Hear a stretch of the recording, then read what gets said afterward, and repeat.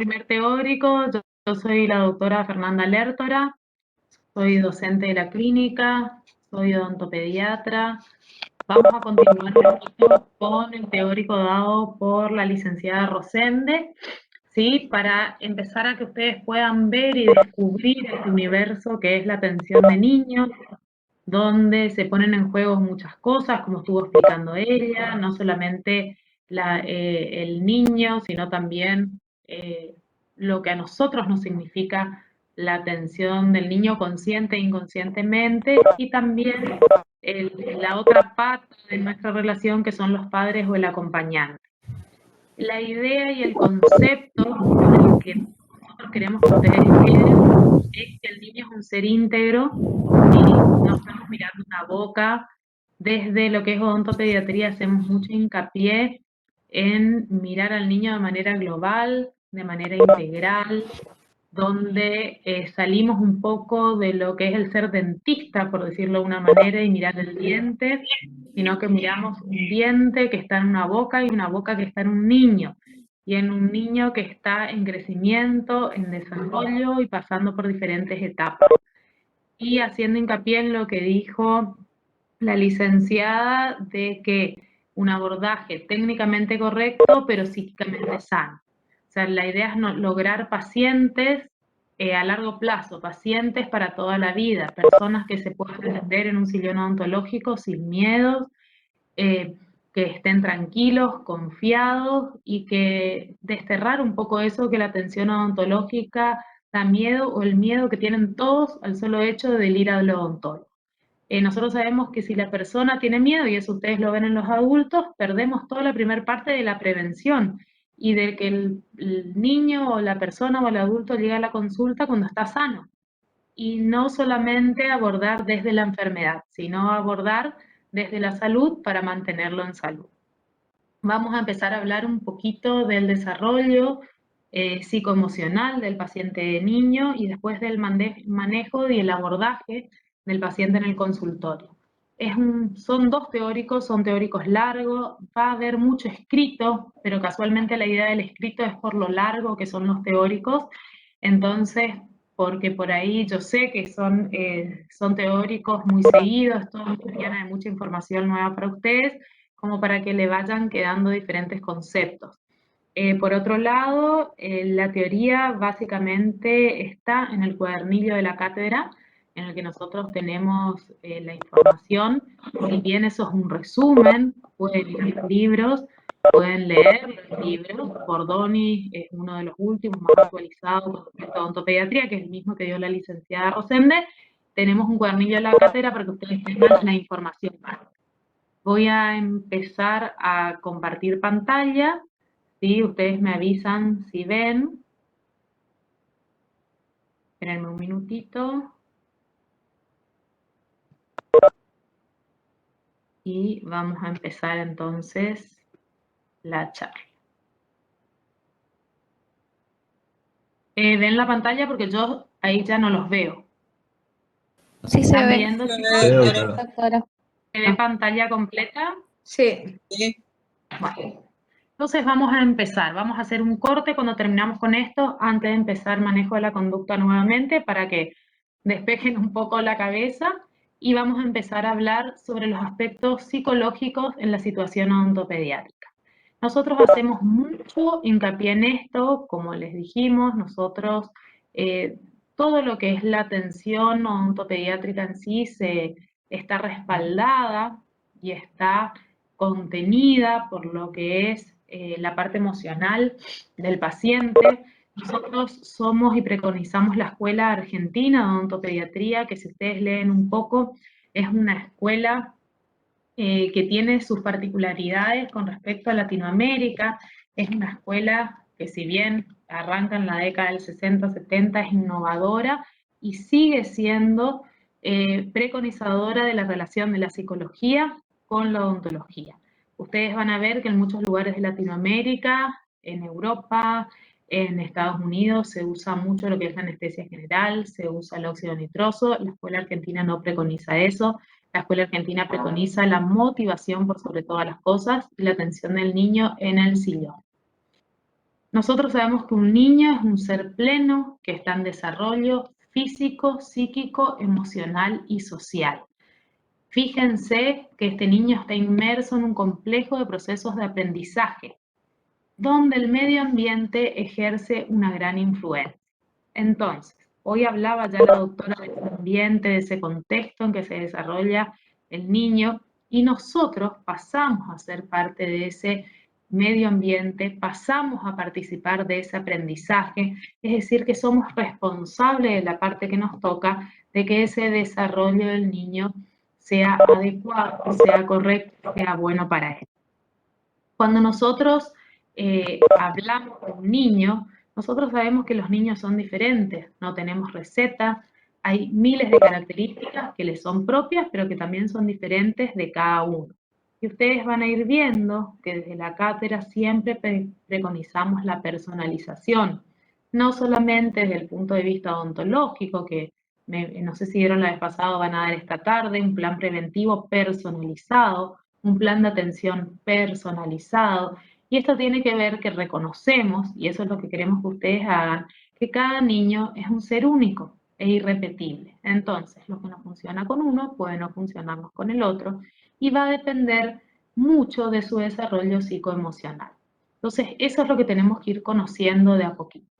Cualquier duda que tengan, cualquier pregunta, me interrumpen, yo no tengo ningún problema. Y este niño se va a presentar a la consulta odontológica. Y esta consulta odontológica, como les fue diciendo la licenciada, va a depender de que él la resuelva de manera positiva o de manera negativa según su edad, según su personalidad y según sus características emocionales.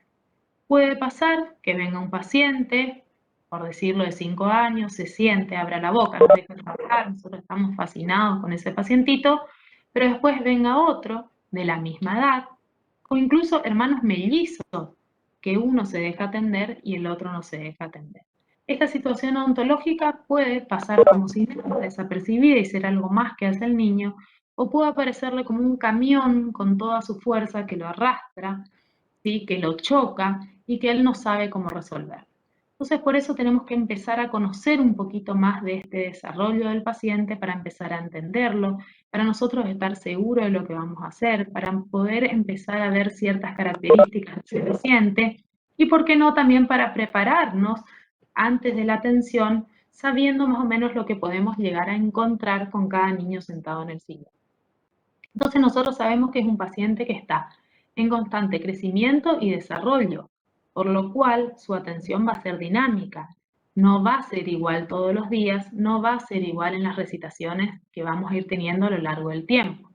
Sabemos que crecimiento da un concepto cuantitativo de aumento de tamaño, forma, peso, estatura. O sea, crece, hoy mide 1 metro, mañana 1,30 m, pesa 20 kilos, pesa 25 kilos, tiene las manos más grandes, cambia los dientes, pero también tenemos un desarrollo que es un desplegamiento secuencial que está relacionado con la aparición de cambios tanto en la forma como en la función y en las capacidades del individuo. Entonces, por ahí el niño puede estar teniendo cierto crecimiento, que lo vemos más grande, más alto, pero no su desarrollo emocional, por ejemplo, no va de la mano. Entonces nosotros tenemos que ir uniendo todo ese tipo de cosas cuando atendemos a los niños. Entonces nosotros vamos a hablar un poquito de esos aspectos del crecimiento y desarrollo del individuo que son de interés para nosotros y para nuestra atención odontológica. Nosotros vamos a tener un desarrollo, un crecimiento y un desarrollo físico, vamos a tener un crecimiento y desarrollo intelectual, vamos a tener un crecimiento y desarrollo emocional y vamos a tener un crecimiento y desarrollo psicomotriz. Lo ideal es que todos estos crecimientos, todas estas patitas del crecimiento y desarrollo del niño coincidan, pero algunas veces pueden no coincidir y nosotros tenemos que estar preparados para ir sorteando todas estas dificultades o no en la atención odontológica. Entonces vamos a empezar por algo que para nosotros es muy, muy, muy importante, que es la parte emocional de nuestro paciente. Nosotros vamos a hablar de crecimiento y desarrollo emocional basándonos en la psicología dinámica y profunda de Freud. vamos a empezar a entender un poco qué pasa en nuestro paciente, qué pasa en su psiquis, qué pasa con sus emociones cuando lo tenemos sentado frente al sillón dental. Y como primera medida, capaz ustedes ya lo vieron en psicología, nosotros vamos a hablar, ¿sí?, de la estructura del aparato psíquico del paciente. Entonces, ¿por qué nos interesa hablar de la estructura del aparato psíquico? Porque nosotros tenemos que saber cómo empieza a conformarse esa personalidad de nuestro paciente para poder entender ciertas actitudes y conductas dentro de la consulta odontológica. Entonces nosotros sabemos que Freud considera que el aparato psíquico está formado por tres componentes: el ello, el yo y el superyo. El ello, para que a ustedes les quede claro, es el principio del placer. Todo lo que me gusta, todo lo que quiero y lo quiero ya. El yo es el principio de la realidad, que dice, esto quiero, pero evalúo si lo puedo hacer o no. Y el super yo es el juez interno, el que nos dice si está bien o está mal eso que queremos hacer.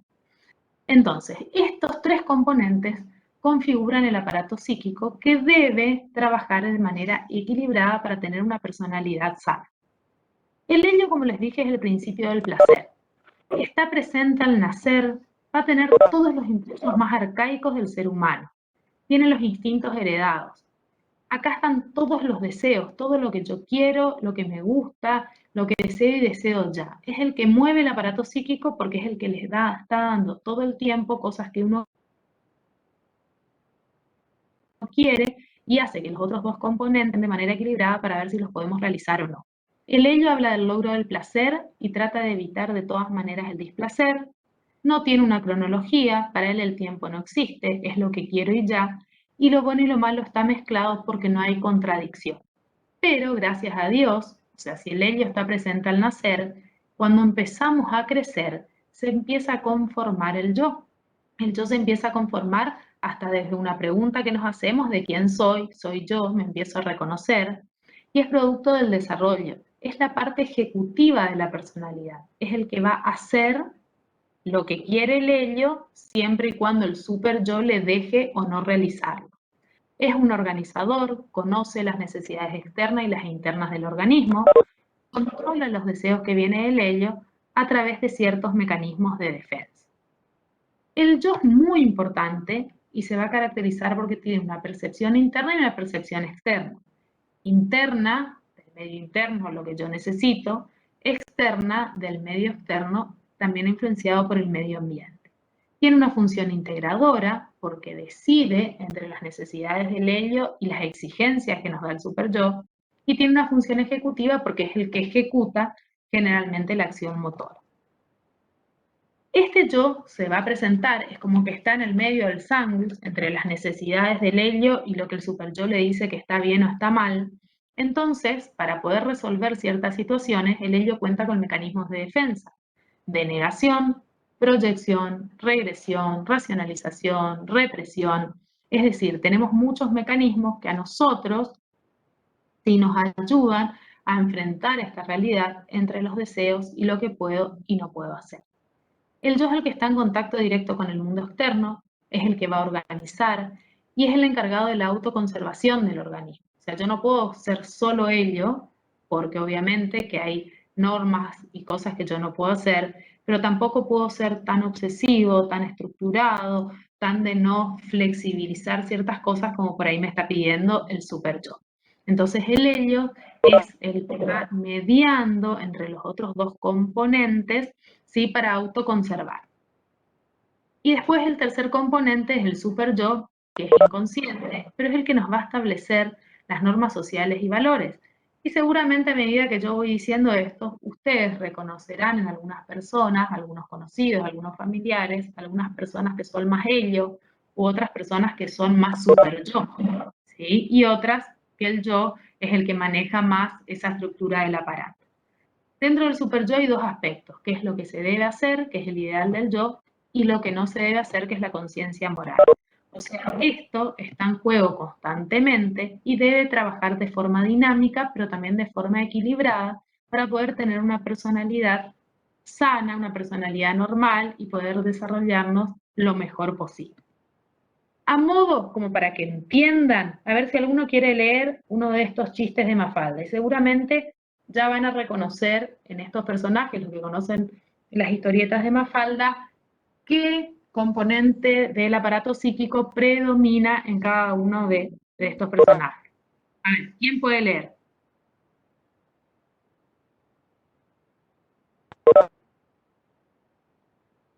¿Alguno que lea?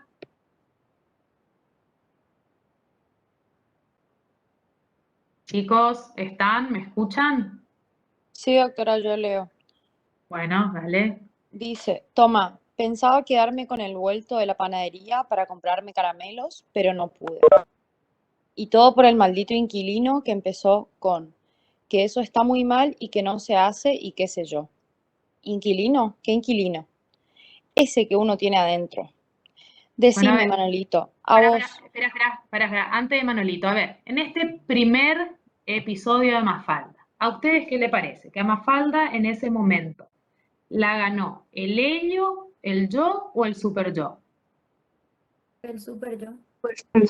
El super yo. Exactamente, el super yo le mostró lo que ella debía o no debía hacer y lo ejecutó con el ello, no quedándose con el vuelo, ¿sí? Vieron, esa es como para que vayan entendiendo un poquito esta dinámica. A ver el segundo, la segunda historieta. ¿Quién lee? ¿Vuelvo a leer yo? Dale, lee. Decime, Manolito, ¿a vos tu conciencia te habla muy a menudo? Sí, los otros días me salió con que la salud esto, que la salud aquello. Pero menos mal que no le hice caso, porque al fin la gente compró igual todas esas benditas latas de conserva. Entonces, Manolito no tiene un super yo muy fuerte, ¿sí? O sea, su conciencia moral no es muy fuerte. A él le maneja más lo que quiere hacer, que era vender las latas de conserva, sacárselas de la despensa y poder venderlas. Esa es más o menos la idea para que ustedes vean cómo se maneja el aparato psíquico. ¿Entendieron con estas historietas? Sí, doctora, se entendió. Sí, doctora. Seguimos entonces. Y ahora viene la importancia de la boca dentro del desarrollo psíquico del individuo. Ustedes vamos a empezar a escuchar ahora que la boca es sumamente importante en el desarrollo físico del individuo y en el psíquico con el desarrollo de la etapa oral, ¿sí? Arminda Verasturi, para que ustedes se pongan en contexto, hoy la licenciada Natalia les habló de Goscue, de María Inés Egoscue. María Inés Egoscue fue la titular de la Cátedra de Odontopediatría de la UBA por la década del 60, donde ella es una odontóloga que atendía niños, pero estaba muy ligada, y ella se hacía psicoanálisis, empezó a meterse en toda esa movida del psicoanálisis en la Argentina, y ella se da cuenta que a los odontólogos les faltaba como esa patita de conocer al paciente más allá de la boca. Apaguen los micrófonos, chicos, más allá de la boca. Entonces se une Arminda Verasturi, que era una psicoanalista muy conocida de la época, que atendía a niños, para poder empezar a sacar herramientas de la psicología para poder aplicarlas en la odontología. Así nace lo que es la Escuela Argentina de Odontopediatría, de la mano de María Inés Egoscue como titular de la Cátedra de Odontología de la Universidad de Buenos Aires y Arminda Verasturi trabajando con ella en la cátedra. Entonces Arminda Verasturi nos viene a enseñar a nosotros que un tratamiento odontológico va a reactivar ansiedades correspondientes a situaciones muy primitivas del desarrollo. Están relacionadas más que nada con la etapa oral del niño que se da en el primer año de vida, que los dientes y la boca tienen determinados significados para el inconsciente según cada etapa del desarrollo. Entonces esa parte inconsciente que nosotros no podemos manejar, pero que muchas veces hace que el niño o el adulto tenga respuestas inesperadas ante ese tratamiento odontológico, tienen que ver con eso, con la parte inconsciente, con lo que nosotros no conocemos, no sabemos, y que por ahí ni el mismo paciente sabe por qué le pasa. Nosotros sabemos también que el paciente puede proyectar ciertas ansiedades sobre la figura del odontólogo y el tratamiento, por lo cual no va a ser fácil aceptar ese tratamiento. Sabemos que los dientes o la aparición del primer diente, ahora vamos a explicar un poquito más, marca la ruptura del vínculo madre-hijo, ¿sí? Porque el nene empieza a morder el pecho de la mamá, entonces la mamá retira el pecho, ahí empieza como a separarse esa simbiosis que hay entre mamá y nene. Que la segunda dentición, fíjense, puede ser al ser irreemplazable la dentición permanente, representa para el inconsciente el camino vital que termina con la muerte. Uno lo piensa a simple vista y parece una locura, pero inconscientemente todo esto empieza a pasar en esa psiquis de ese chico que tenemos, de ese nene que tenemos sentado en el sillón, lo que puede llevarlo a tener una angustia emocional frente a la atención odontológica. Esa angustia emocional puede ser grande o no, que le va a permitir entonces ese tratamiento, esa introducción nuestra a la boca, le va a producir mecanismos de desplazamiento, de descargas afectivas inconscientes que él tiene, y donde ahí está nuestro trabajo de intervenir de manera lo mejor posible, capacitados, con competencia, con conocimientos, con contención, con afecto, para que se pueda lograr una buena situación y aceptar el tratamiento y que el tratamiento sea exitoso, pero también tenemos que saber reconocer cuando la angustia no es una angustia que nosotros podemos manejarla, sino que es una angustia patológica, es una angustia que va más allá de las posibilidades que nosotros tenemos, que hace que rechace el tratamiento, que lo imposibilite, y tenemos que ver si la tenemos que hacer una derivación o nosotros con la motivación vamos a poder trabajar. Entonces acá tenemos dos tipos de situación odontológica que se nos pueden dar.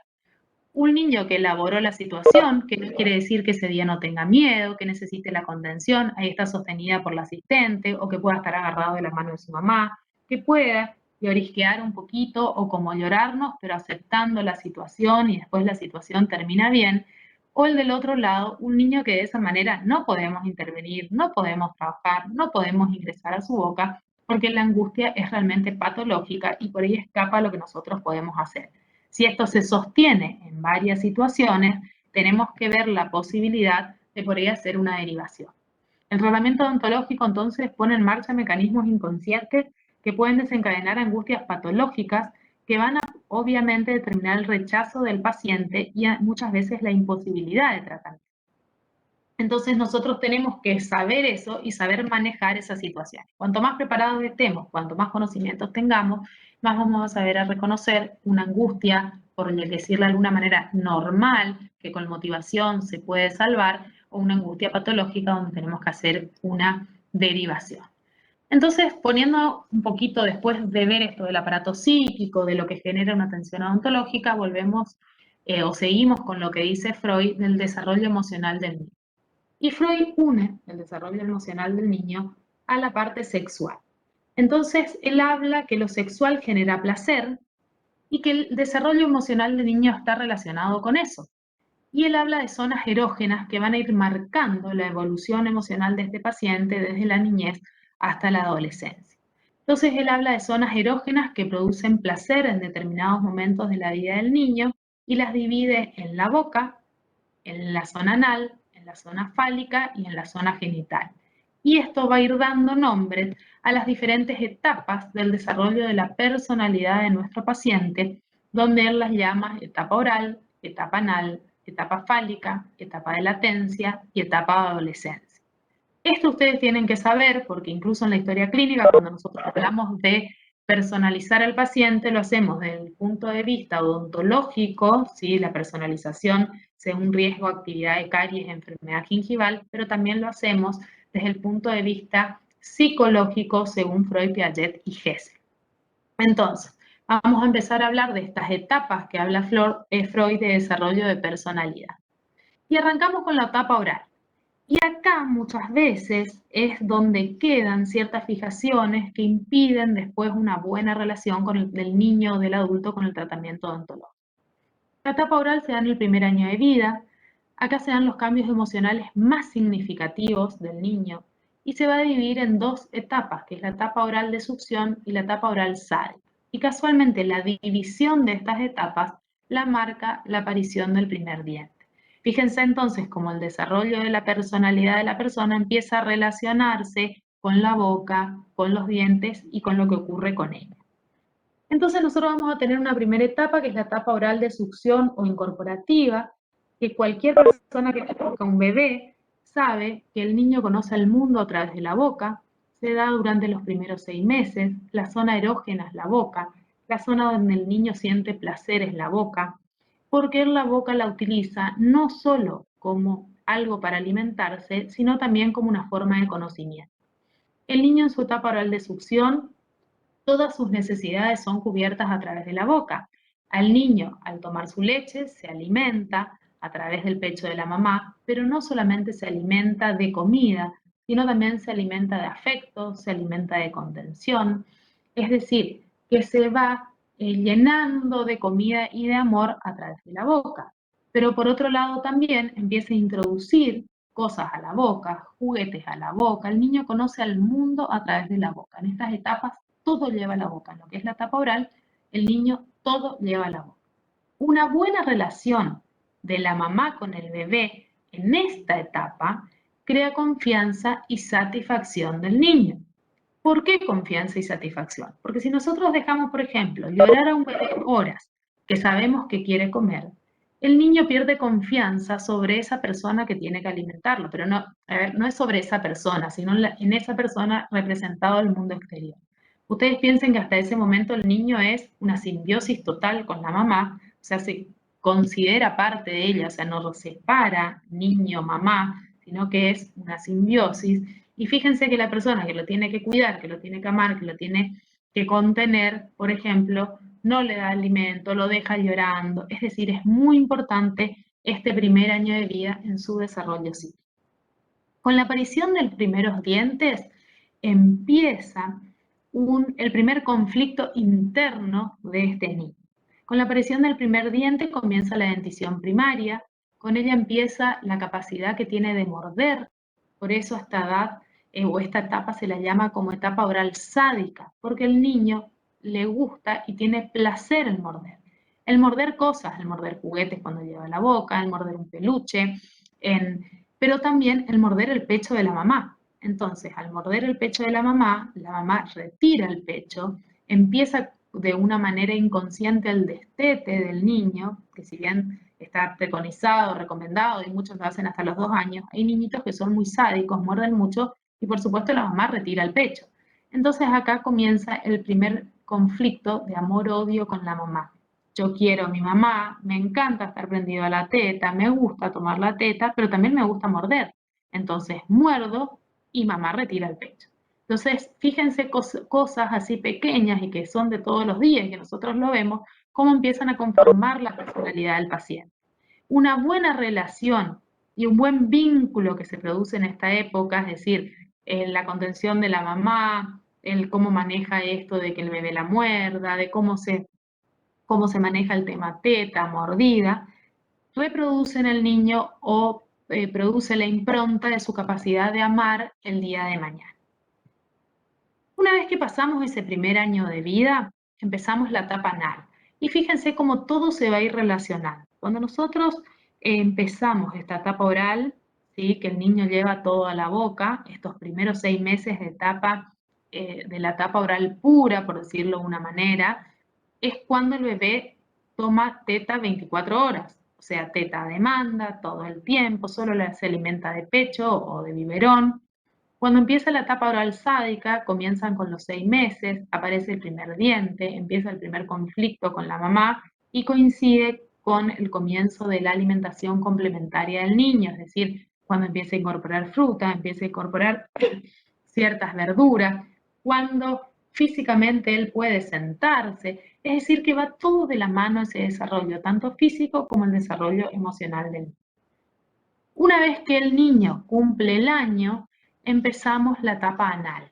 ¿Qué quiere decir la etapa anal? La etapa anal se da del año a los 3 años del niño y acá la maduración nerviosa pasa o muta de esa etapa oral donde la boca era su zona erógena, su zona de placer, a los esfínteres. El placer entonces empieza a manejarse a través de los esfínteres y va a tener sensaciones placenteras relacionadas con la expulsión y la retención del pis y la materia fecal.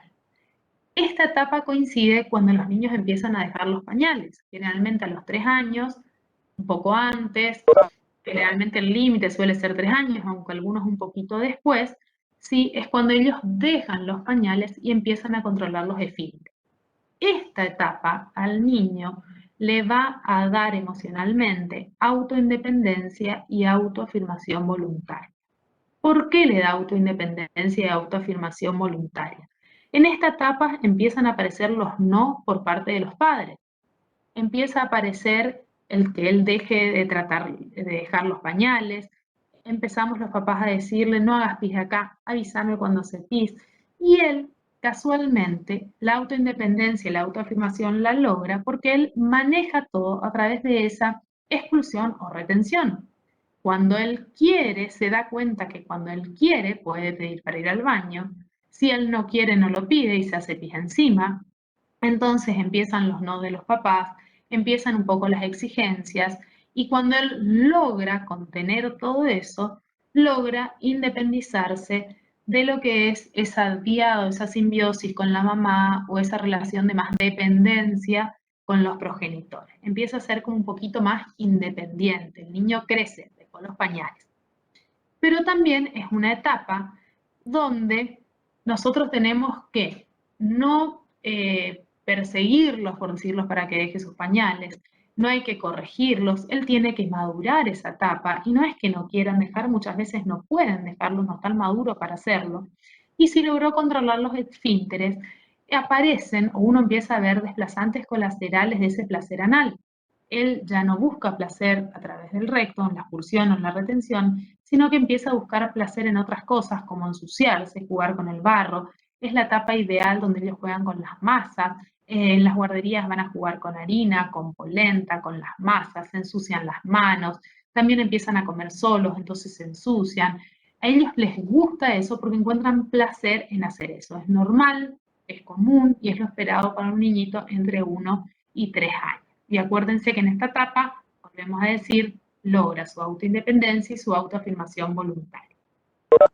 Cuando pasamos estos 3 años, ¿sí?, aparece la etapa fálica, que se da entre los 3 y 5 años. El placer muta y la zona erógena se va a los genitales. Empieza a haber curiosidad sexual, pasan los jardines, por ejemplo, que por ahí se levantan las polleras las nenas, se bajan los pantalones los varones. Ellos empiezan a darse cuenta que los varones tienen pene, que las nenas no. Entonces están curiosos, no es que lo hagan por maldad, lo hagan porque quieren mirar, lo hagan con por otro tipo de intención, como por ahí podemos ver los adultos, sino simplemente curiosidad. Ellos están descubriendo la sexualidad, y aparece también a nivel emocional el complejo de Edipo y en la nena el complejo de Electra. Si bien son dos complejos parecidos, son muy diferentes y se dan de manera diferente en los niños, pero a ambos les generan un deseo conflictivo y ambivalente. El varón, el complejo de Edipo, es que el varón a esta edad está enamorado de su mamá. Los que tienen hijos varones o sobrinitos van a ver que es como que los varones en esta época tienen mayor dependencia de la mamá, quieren estar con ella, quieren dormir con ella, quieren hacer todo el tiempo cosas con la mamá, es como que están enamorados de su mamá. Y ahí el papá juega un rol muy importante porque es el que hace el corte de ese vínculo bien hecho, ¿sí? No es que el padre interfiere en esa relación, sino el papá es el que empieza a dar ese corte y empieza a ubicar al niño dentro de la familia. El niño en esta etapa aprende su ubicación dentro de la familia, aprende que él es hijo, ¿sí? Él sale de esa simbiosis que tenía con su mamá, el varón, se enamora de ella, por decirlo de una manera, pero el papá es el que hace el corte, ubicándolo y diciendo, vos sos hijo, yo soy el esposo, la mamá es la esposa o la pareja, es el que se termina de ubicar y ver qué rol juega en la familia. El complejo de Edipo es un poquito menos complejo que el complejo de Electra, porque el complejo de Electra se dan las nenas, donde ellas están enamoradas de su papá, quieren cumplir ese rol, estar todo el día con ellos, pero a su vez, por cómo se dan las cosas, se dan cuenta que necesitan mucho de su mamá. Entonces compiten con la mamá, que es la que por ahí los lleva, los trae, les da la alimentación, ellas necesitan también contención desde el punto de vista de la mamá, pero compiten con ella por ganar el amor de papá. Entonces todo esto se da en esta etapa fálica, y de cómo salga el niño de esta evolución o de esta maduración emocional van a ser los valores que ellos aprenden para el resto de la vida. ¿Por qué nos interesa esta etapa y por qué es importante para nosotros? Porque nosotros acá podemos tener un aliado en el consultorio. Si un pacientito varón viene y quiere estar con su mamá, bueno, en la clínica por ahí se complica un poco, pero en un consultorio privado nosotros sabemos que es una etapa que tenemos que dejar la mamá dentro, que la mamá pase, que la mamá participe, porque la mamá va a ser una gran aliada nuestra, porque ese varón quiere estar con ella. O por ahí, si es en una etapa fálica, una nena de 3, 4 años, vemos que su comportamiento no es tan bueno con la mamá, pedimos que venga el papá, que ella en su fase de enamoramiento de él, por ahí nos ayuda, nos permite y nos ayuda con la motivación para la atención odontológica. Entonces, esta parte emocional, la idea es que ustedes vayan relacionando con esa atención odontológica, cómo podemos ir traspolando todo esto a la clínica diaria. Pasada la etapa de Edipo, vamos a una etapa de latencia, que es de los 6 a los 12 años. Acá hay una quietud emocional y sexual. Empieza a haber mayor desarrollo intelectual que emocional en los chicos. Los varones se juntan con varones, las nenas con nenas, empiezan como a separar un poco los sexos. Las niñas se empiezan a identificar más con la mamá, les gusta estar con ella, compartir cosas. Los varones empiezan con los deportes, empiezan a juntarse, se relacionan más, andan en bandas, o sea, se juntan más de uno y se fortalece el yo para enfrentar los conflictos adolescentes. Esta etapa es muy importante por eso.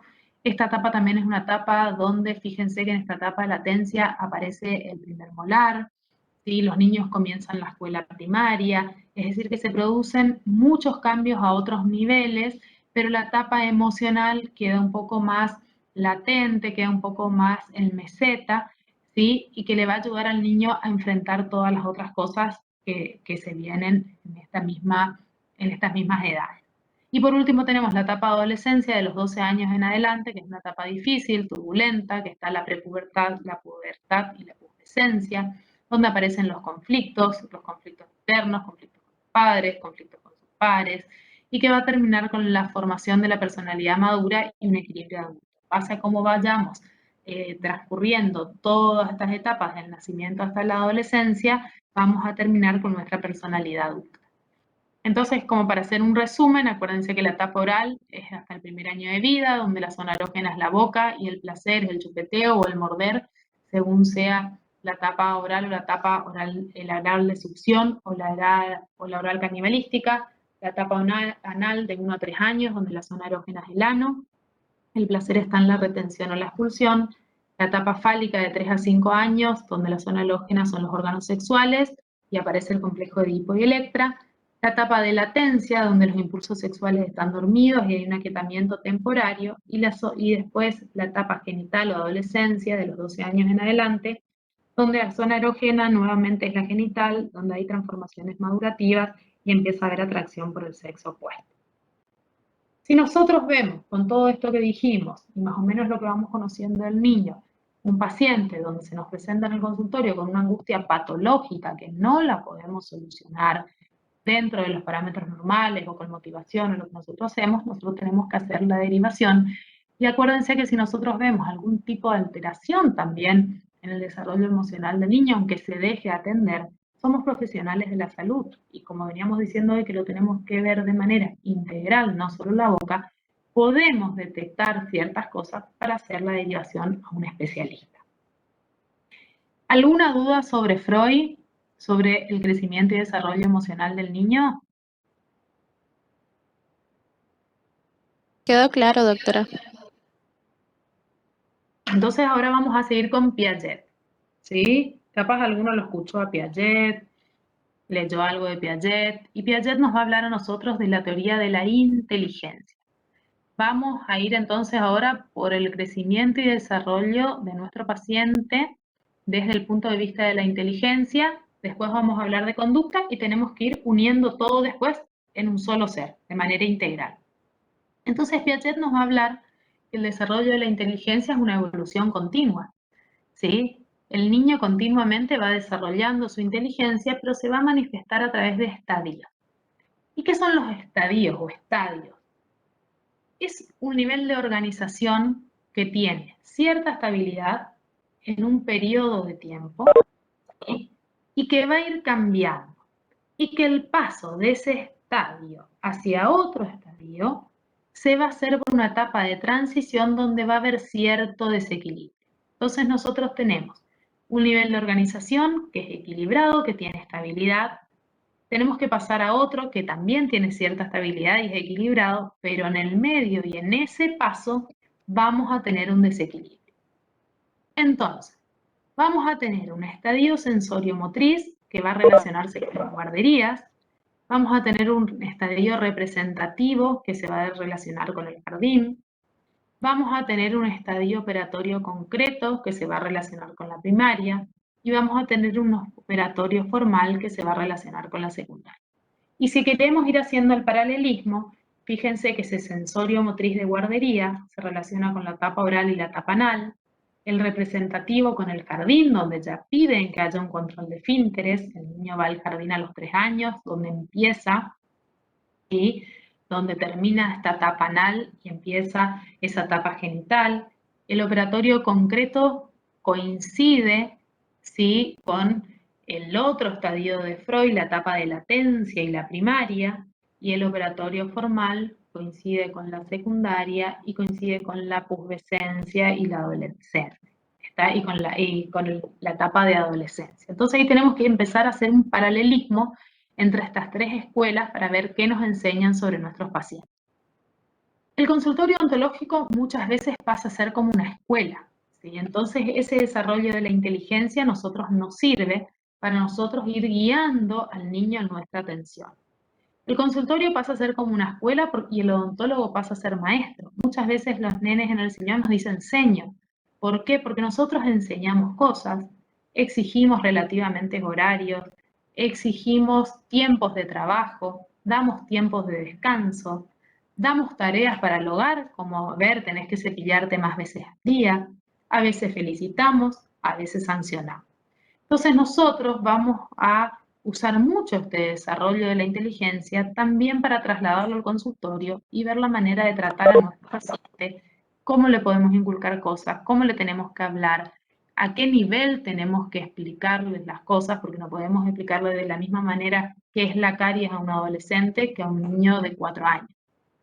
Entonces vamos a tener como primera medida un estadio sensorio-motriz, que es del nacimiento hasta los 2 años, son las primeras relaciones inteligentes con el mundo, empieza a elaborar un mundo de objetos permanentes, recién empieza a relacionarse con los demás, empieza su lenguaje. Es un estadio donde todavía no está tan inculcado que el niño vaya al consultorio, pero nosotros desde la odontopediatría tenemos que inculcar esa visita del paciente desde el nacimiento, desde la aparición del primer diente o desde el embarazo de la mamá, porque acá nosotros ya podemos hacer prevención, nosotros podemos hablar de uso de chupete, de uso de mamadera, de la leche nocturna, o sea, es un estadio que para nosotros es básico desde el punto de vista de la prevención, cómo la mamá hace la papilla para el crecimiento de los maxilares, si usa mini pimer, si no, pero es un estadio donde el niño nos cuesta por ahí mucho motivarlos y donde va a llorar en la consulta, porque a él recién está empezando a desarrollar todo eso de los objetos permanentes, de relacionarse con los demás. Entonces va a ser un paciente que si bien podemos llamarlo difícil, si bien no es difícil, pero vamos a tener que abordarlo de diferente manera, como por ejemplo este paciente que ya se encuentra en un estadio representativo preoperatorio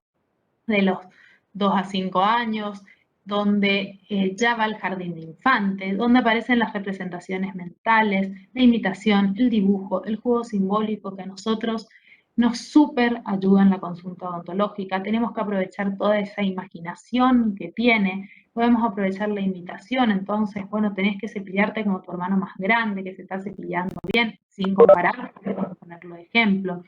Les mostramos dibujos, le hablamos de cuentos, de fantasías, entonces podemos hablar de los bichitos, de los superhéroes, de que el cepillo es un superhéroe, de los bichitos que nos hacen casas, entonces después nos duele. O sea, ahí nosotros jugamos con ellos con la mayor imaginación de ellos y la nuestra para poder abordar y motivar al paciente. Pero también es un paciente egocéntrico, por la edad que tiene, y tiene noción de hechos, no de tiempo. Entonces él no va a entender que nosotros tiene que estar con la boca abierta 1 hora, sino él va a entender que tiene que abrir la boca mientras este cepillito toca tus dientes. O sea, tenemos que ir adaptando nuestra comunicación, adaptando lo que nosotros decimos para que el niño entienda. Después pasamos al operatorio concreto, que decíamos que coincidía con la primaria, que es un niño que ya está mucho más acostumbrado a relacionarse con la gente, con el medio ambiente, ya tiene una organización mayor de su mundo mental, ya es un niño sociable, que realiza operaciones concretas, que piensa científicamente, que tiene una noción de espacio y tiempo. La explicación ya puede ser un poco más concreta, ya podemos explicar más de bacterias, podemos explicar de cavidades, qué vamos a hacer, con más palabras técnicas, la turbina va a realizar ruido, o podemos también seguir con el avioncito, el ruido, pero ya incorporando otro tipo de explicaciones un poco más concretas. También es un niño muy sociable, que puede ser que venga con un amigo al consultorio, que está apurado porque se tiene que ir a un cumpleaños. Entonces, todo eso se empieza a aparecer en esa consulta odontológica. Ya tiene también noción de espacio y tiempo, entonces sabe que la consulta va a durar 1 hora, va a durar media hora, es decir, que ya está más organizado y nuestras explicaciones por ahí se entienden más, pero también tenemos que seguir siendo claros y concisos y recordar que es un niño al que estamos hablando. Por último, el operatorio formal, que comprende la adolescencia, ya es capaz de razonar proposiciones abstractas, ya empieza a formar su personalidad, puede teorizar, pero también es egocéntrico. Lo vamos a ver ahora en el manejo de la conducta, que es un paciente que se puede olvidar de los turnos, tenemos que volver a hacer mucho hincapié en su motivación, generalmente viene acompañado de amigos al consultorio, porque acá se va a hacer actividades, está ocupado, lo que menos le interesa es ir a la consulta, y nosotros tenemos que hacer mucha motivación y ya podemos explicar, ¿sí?, con diferentes palabras, con cosas más concretas, lo que pasa en su boca si él no tiene una boca sana. Este desarrollo de la inteligencia también va relacionado después, por ejemplo, con las técnicas de cepillado, según su motricidad, según su capacidad, vamos a ir enseñando la técnica horizontal, la circular, la técnica de Bass. No podemos enseñar una técnica de Bass a un niño chiquitito porque no va a tener la motricidad para poder hacerlo.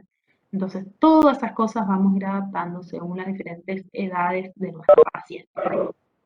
Según esas limitaciones entonces cognitivas y afectivas, vamos a tener que adecuar, como les dije, las pautas para los trabajos a realizar. Entonces, una vez que ya sabemos el desarrollo emocional, hablamos del desarrollo de la inteligencia, ahora vamos a ir a hablar del desarrollo psicomotriz. Que esto nos va a ayudar mucho también, como les dije hoy, en técnica de cepillado, porque el niño comprende la técnica por su inteligencia, la técnica horizontal, comprende que son movimientos posteriores, pero según si tiene su desarrollo psicomotriz, puede realizar esos movimientos anteroposteriores. Si no lo tiene, no lo puede realizar. Lo mismo pasa con la técnica circular, con todas las técnicas y con varias cosas que nosotros le vamos a ir explicando, como hacer un buche, no, salivar en la salivadera o no. Hay chicos que directamente tragan porque no están maduros para hacer. Entonces vamos a ver un poquito lo que nos dice Hessel sobre la teoría evolutiva del niño. Y Hessel nos habla que el desarrollo motor y psíquico son indivisibles, eso ya lo venimos viendo. Pero entonces se van a fijar conductas que son características para cada edad según los logros de la inteligencia motora. Entonces empezamos a mezclar todo, ¿sí? El niño es indivisible y van a empezar a aparecer conductas según sus edades. Entonces Hessel nos habla de un crecimiento expresado en conducta. Y la conducta va a ser la expresión del desarrollo mental. O sea, según el desarrollo mental que nosotros tengamos, es la conducta que el niño puede realizar, porque hay veces que no le podemos pedir más. O sea, a un nene chiquito no podemos pedirle que se comporte como un adulto o como un chico adolescente, porque no está maduro para poder hacerlo. Entonces Hessel nos habla de una conducta motora, de una conducta adaptativa, de una conducta del lenguaje, de una conducta personal y social, que todo eso confluye en nuestro paciente que está sentado en el sillón. Y él habla de periodos de la infancia. Y ahí aparecen los periodos. La lactancia, que es del 0 al año, la edad del deambulador, del 1 a 2 años, la edad preescolar, de 2 a 5 años, la escolar, de 5 a 10 años, la pubertad y adolescencia, de 10 a 16 años. Y si se vuelven a fijar, relativamente más o menos un año vuelven a coincidir con la etapa emocional y la etapa de la inteligencia. Es decir, que ahí vamos haciendo el paralelismo para nuestros pacientes. Fíjense que en la etapa de lactancia la conducta va a variar cada 4 semanas. Es decir, que la conducta va a ir variando mucho. O a la semana que nace, al mes, a los 2 meses, a los 3 meses, a los 4 meses, hasta las 48 semanas, el niño va a cambiar su conducta cada 4. O sea, lo que hace una semana, las 4 semanas puede no hacerlo, puede comportarse de otra manera. De ahí empieza la edad del deambulador. La edad del deambulador, a partir de las 48 semanas, va a cambiar por trimestres. 3 meses va a tener un tipo de conducta, 3 meses va a tener otra, y así vamos a tener 4 trimestres donde nuestra conducta va a ir variando. Después vamos a la edad preescolar, que generalmente estos son los pacientes que a nosotros nos llegan al consultorio, donde la conducta va a cambiar cada 6 meses, 2, 2 años y medio, 3, 3 años y medio, 4, 4 y medio, 5 años y más, donde a partir de los 5 años los cambios evolutivos y de conducta son cambios anuales. ¿Por qué es importante esto? Porque nosotros vamos a atender un niño de 4 años en el sillón, donde lo vamos a recitar a los 6 meses para hacer su control, y va a tener otra conducta. Entonces el nene que venía y se portaba bien, de repente a los 6 meses no nos deja hacer nada, no nos deja introducirnos en su boca, no quiere cepillarse, pero al niño no le pasa nada, simplemente está creciendo. Por último tenemos la pubertad y la pubescencia, que también los cambios son anuales. Entonces Gesell va a entender como crecimiento las alternancias repetitivas o fuerzas opuestas, contradictorias, que se expresan en conductas que van a ser conductas positivas, maduras, aceptables, pero también van a aparecer conductas opuestas, negativas, inmaduras y molestas. La alternancia de estas conductas Gesell lo entiende como un desarrollo. Entonces vamos a tener edades nodales o focales, que son edades en equilibrio, y edades que el paciente no va a estar en equilibrio. Y esto vamos a ver durante el año cuando atendemos a nuestro paciente. Vamos a tener los 2, los 5, los 10 y 16 años, que son etapas focales, donde va a haber equilibrio, pero el de 2 y medio, 5 y medio, 6 y 11 va a estar fuera de foco. Volvemos a tener equilibrio en el 3, 6 y medio y 12, fuera de foco 3 y medio, 7 y 13. Fuera de límites hablamos del 4 y el 8 del 14, que si bien es un chico que está equilibrado, ahora vamos a ver por qué decimos fuera de límite. El 4 y medio, el 9 y 15 está desequilibrado. Entonces, todas estas alternancias se van a ir viendo en la atención odontológica, y cuando nosotros atendemos niños o somos odontopediatras que acompañamos el crecimiento y el paciente nos aparece al año, 2 años al consultorio y lo derivamos con una persona que atiende adulto a los 16, vamos viendo toda esta alternancia evolutiva. Y no vamos a ver solamente las alteraciones que se producen en la boca, o vamos a acompañar tratamientos como este de ortopedia, donde a los 5 años aparece con una mordida invertida, empezamos tratamiento a los 7, está desequilibrada a nivel conducta, estamos con un aparato puesto en la boca, y a los 12 años, donde de nuevo está equilibrada, tuvimos unos buenos resultados y podemos dar un alta a una ortopedia. Nosotros tenemos que ir sabiendo manejar ese paciente a lo largo de su vida, ir acompañando su crecimiento, no enojándonos porque no se deja entender, sino simplemente entender que a este niño no le pasa nada, solo que está creciendo. Entonces tendremos etapas focales donde trabajaremos mucho, si nos permite, etapas desequilibradas donde capaz solo vamos a hacer inactivaciones y mantener con flúor hasta volver a una etapa de equilibrio donde podemos continuar con las operatorias. Entonces todo eso tenemos que saber para ir acompañando el crecimiento del niño y para que nuestros tratamientos sean exitosos a largo plazo. Entonces, esta alternancia y entre el lanzamiento de situaciones nos van a dar los niños en evolución, que es lo que nosotros vamos a tener en el consultorio.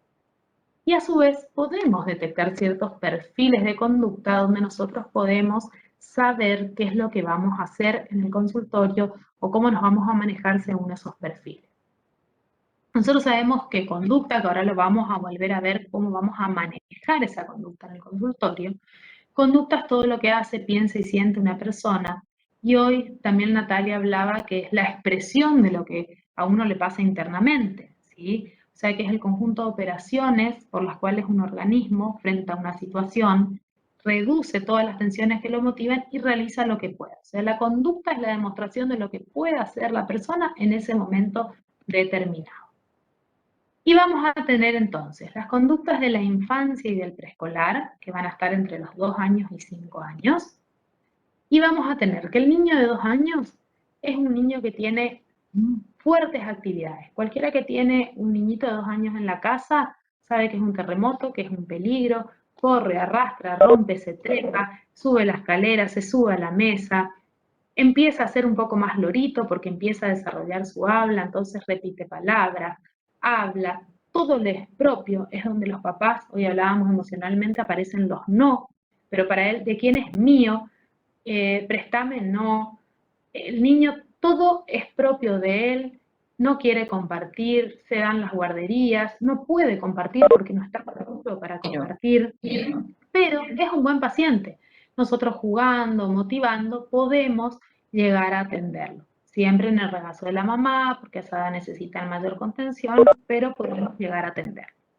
En cambio, ese mismo nene vuelve a los 2 años y está desequilibrado, es un poco más torpe porque por ahí creció en altura, creció en tamaño, es un poco más pasivo, no corre tanto, no salta tanto, pero es un poco más inestable en su conducta. Sigue siendo muy testarudo y no es buen paciente. Pero bueno, buenos o malos pacientes, nosotros tenemos que saber manejarlos para poder atender.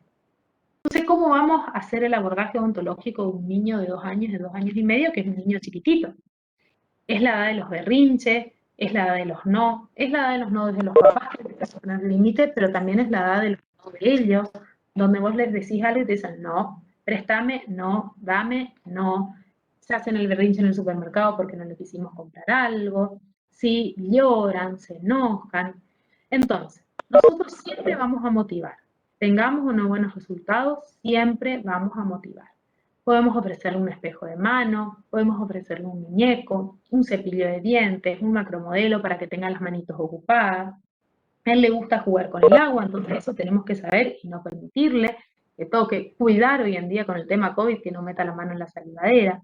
Todo va a tocar, entonces tenemos que nosotros también, como los papás, aprender a decir no en el consultorio, ¿sí? O sea, marcar los límites dentro de nuestro consultorio. Sí hay cosas que podemos dejar que toque, podemos decir, este cajón podés tocar, este juguete con esto podés jugar, pero esto no. Marcar nosotros, los dueños del consultorio, los límites. Habla mucho, no se queda callado. Nosotros tenemos que hacer tratamientos cortos, rápidos, porque no nos va a dejar. Tenemos que darle explicaciones con pocas palabras, no le tenemos que dar alternativa. Si querés, abrime la boca, porque obviamente que va a decir que no. Tenemos que hacer atenciones rápidas, ¿sí? Saber lo que vamos a hacer. Por ahí las explicaciones son más visuales que habladas. Y tenemos que hacer mucho trabajo y motivación con la mamá para reforzar o enseñar a la mamá a cepillarle los dientes. Y, por ejemplo, podemos hacer, si no nos deja hacer un cepillado mecánico, la topicación de flúor, el cepillado con su propio cepillo, y si no nos deja colocar el flúor, podemos adaptar la técnica, y si bien no es la ideal, hacerla con su propio cepillo, sin hilo dental, o utilizar barniz, que es lo recomendado para esta edad, entonces es más rápido, pincelamos, y la técnica es más corta. No necesitamos por ahí el eyector, que algunos no quieren también a esta edad, es decir, tenemos que ir adaptando nuestras técnicas a esta edad del paciente. Después crece y nos aparece de 3 años, donde está más seguro en sus movimientos, está más ágil, donde empieza a dibujar. Entonces en la sala de espera podemos tener lápices para que dibujen, para que descarguen su ansiedad. Es un gran imitador, entonces podemos mostrarle personajes de dibujos, de películas que a ellos les gustan, que se cepillan los dientes. Ustedes van a ver que todos le van a hablar que vieron el capítulo de Pepa con el señor elefante, de Peppa Pig. Entonces, ay, me voy a sentar como Pepa, el sillón sube como Pepa, me vas a dar el agua rosa. O sea, ellos ya empiezan a preguntar sobre cosas que vieron. Aprende palabras nuevas, es más sociable, es más hogareño, empieza a saber escuchar. Entonces ahí nosotros tenemos que aprovechar, darle ciertas explicaciones, cortas obviamente, adaptadas a su edad, pero podemos empezar a explicarle un poco más y es un buen paciente. Pero a los 3 años y medio, nuevamente el desequilibrio, vuelve a crecer, tiene inseguridad motora, pero empieza a ser creativo, imaginativo, tiene amigos imaginarios, muchas veces nos dice, vino Juan, ¿y dónde está Juan? Y es mi amigo que viene y es su amigo imaginario. Entonces, es rico en lenguaje, es medio difícil y contradictorio, es muy turbulento, inquieto, testarudo, pero nosotros tenemos que empezar, junto con su imaginación y su creatividad, empezar a motivarlos desde ese lado para que puedan atender. Si bien es un paciente difícil, todos los pacientes podemos atender. Motivando, todos los niños se pueden atender. Este niñito de 3 años y 3 años y medio empieza ya a tener más relación con nosotros, ya no entra llorando a la consulta, hay muchas veces que ya se quiere sentar solito, ¿sí?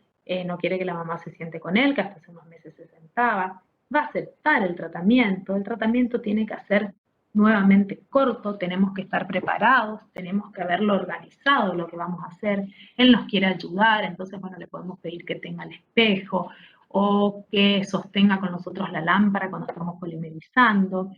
Ya podemos usar cepillado mecánico, ya nos vamos a introducir un poco más en la boca, vamos a empezar a hacer técnicas técnicamente correctas, ya podemos usar el eyector, podemos decirle que él nos levante la mano cuando quiere que paremos la turbina, es decir, podemos ir combinando el tratamiento donde le damos cierta participación y ciertas elecciones, pero donde la situación la manejamos nosotras. Ya empieza a recordar dónde están guardados los materiales, pide o pregunta, vamos a usar esta vez esto, vamos a usar lo otro, ¿sí? Y muchas veces cuando nosotros terminamos y estamos hablando con la mamá, esto se ve mucho, repite el acto odontológico, o sea, agarra un muñeco, pero la mamá cuenta, ¿no? Porque ella la atiende, nos pide si le podemos dar un espejito, porque ella atiende a su muñeco en la casa.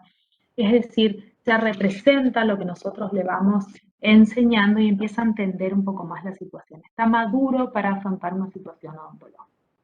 El niño de 4 años, si bien es un niño que está equilibrado, es un buen paciente, pero el tema es que es un nene que es hiperactivo. El de 4 años fluye, es mucho más rápido mentalmente, pero también es más charlatán, sí está más integrado al hogar, le acompaña a la mamá y el papá a hacer más cosas, pero no se queda quieto, o sea, toca todo, se sienta, salta, se mueve en el sillón, nos demanda mucho tiempo y nosotros tenemos que empezar a poner límites con respecto a su conducta en el consultorio dental. ¿Cómo lo vamos a atender? Demanda mucho, o sea, la consulta va a ser un poco más larga, capaz nuestra práctica sea corta, pero el niño va a tener una consulta larga. Tenemos que empezar a ponerle límites, por ahí se enoja, pero los termina aceptando. Tenemos que dar explicaciones concretas del tratamiento y atenderlo rápido. Puede tener miedo, todo pregunta por qué y cuenta lo que pasa en la casa. Con esos por qué nosotros tenemos que ir aprovechando para dar más explicaciones, ¿sí? Ir explicando un poquito más con palabras que él entiende qué pasa y las consecuencias, por ejemplo, de no cepillarse o de ese tipo de cosas. Después viene el de 5 años, que ese nosotros hablamos como el paciente ideal del consultorio, porque ya domina su motricidad, todo le gusta, tiene un lenguaje claro y completo, está terminando el jardín de infantes, se siente más grande, sabe compartir, ya por ahí se sienta solo, está feliz en la escuela, está feliz en la casa, es muy buen paciente, ya se involucra más en su atención, le podemos enseñar a cepillarse los dientes, ya nos escucha, él empieza a realizar ciertas prácticas, tiene cierta independencia.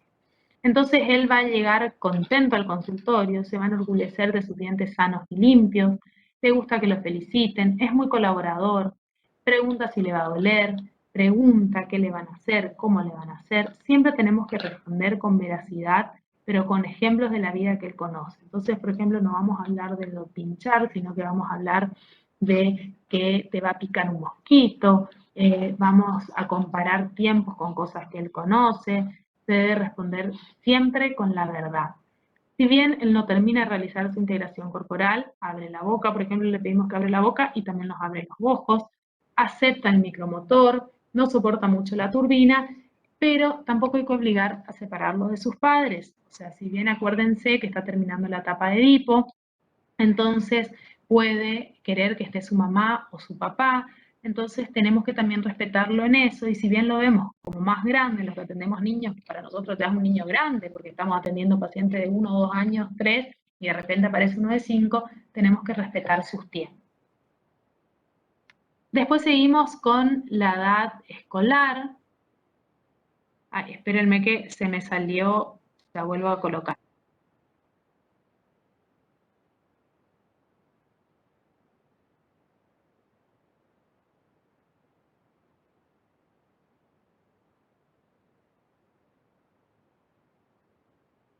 A ver si puedo compartir de nuevo. A ver. Ahí ven, chicos. Sí, doctora. Sí, doctora. Bueno, entonces seguimos con la etapa escolar, que acuérdense que acá los cambios se van dando anuales, ¿sí? Ya no tenemos cambios cada 6 meses, sino tenemos cambios anuales. ¿Estamos? Entonces seguimos, a ver que no puedo pasar. Ahí está. A los 6 años tenemos un paciente que está en desequilibrio, es inquieto, es tumultuoso, es un poco indisciplinado, pero acuérdense que es un niño que no va a ser un buen paciente, pero que lo tenemos que motivar, lo tenemos que volver a enganchar en la consulta odontológica. Es un nene que está muy cansado, es un nene que está recargado de tareas. De repente empieza la escuela primaria, pero también coincide que empieza inglés, empieza música, empieza deporte, entonces empieza a tener como horarios más reglados, sale de la escuela, se va a inglés, se va a fútbol, se va a rugby, se va a danza, de ahí viene corriendo, la mamá lo trae corriendo al consultorio, muchas veces viene sin merendar, viene cansado de otra actividad, tiene que ir a hacer tarea. Entonces es un nene que nosotros tenemos que acompañarlo mucho y coordinar por ahí con las mamás los turnos, que él no esté tan cansado, que pueda ser un momento más placentero la atención, que él pueda colaborar con nosotros, que no sea una tortura ir al consultorio odontológico. Entonces empezar a ver los tiempos, los momentos y el horario en que le damos el turno a nuestro paciente. Todo eso tenemos que empezar a tener en cuenta. Entonces, si yo, por ejemplo, voy a hacer una topicación de flúor, que después el niño no va a poder comer por media hora, y coordinar con la mamá, posiblemente que no sea a las 6 de la tarde cuando él sale de la escuela, porque sale cansado, sale con hambre, quiere tomar su leche. Entonces, bueno, traerlo 7:30, que le dé tiempo de ir a la casa, tomar su merienda y volver, pasar por el consultorio, hacer su topicación de flúor y después ir a hacer sus actividades. ¿Se entiende lo que les digo o no? Tenemos que ir relacionando todo esto que le pasa a nuestro paciente para la cita odontológica. ¿Entienden? Sí, doctora. Bueno, ¿cómo lo vamos a abordar?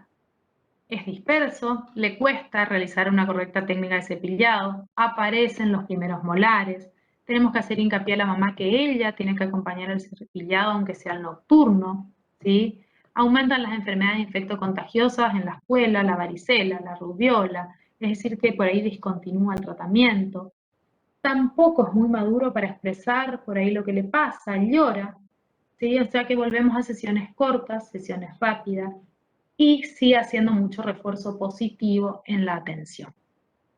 El de 7 años está más equilibrado, pero es un nene muy sensible, entonces hay que ir despacito porque por ahí va a estar más llorón, se angustia más fácilmente, requiere un poco más de atención en la atención, valga la redundancia, es decir que tenemos que ser más suaves, o sea, ustedes van a ir viendo cómo nosotros vamos cambiando, por ahí en un momento tenemos momentos de atención donde se sienta, hola Pedrito, ¿cómo estás? Se sienta, empezamos a trabajar porque es un nene que viene remotivado, que está acostumbrado a vernos, y de repente el solo hecho de prender la turbina le vuelve a dar miedo, no quiere, está lloroso, se angustia.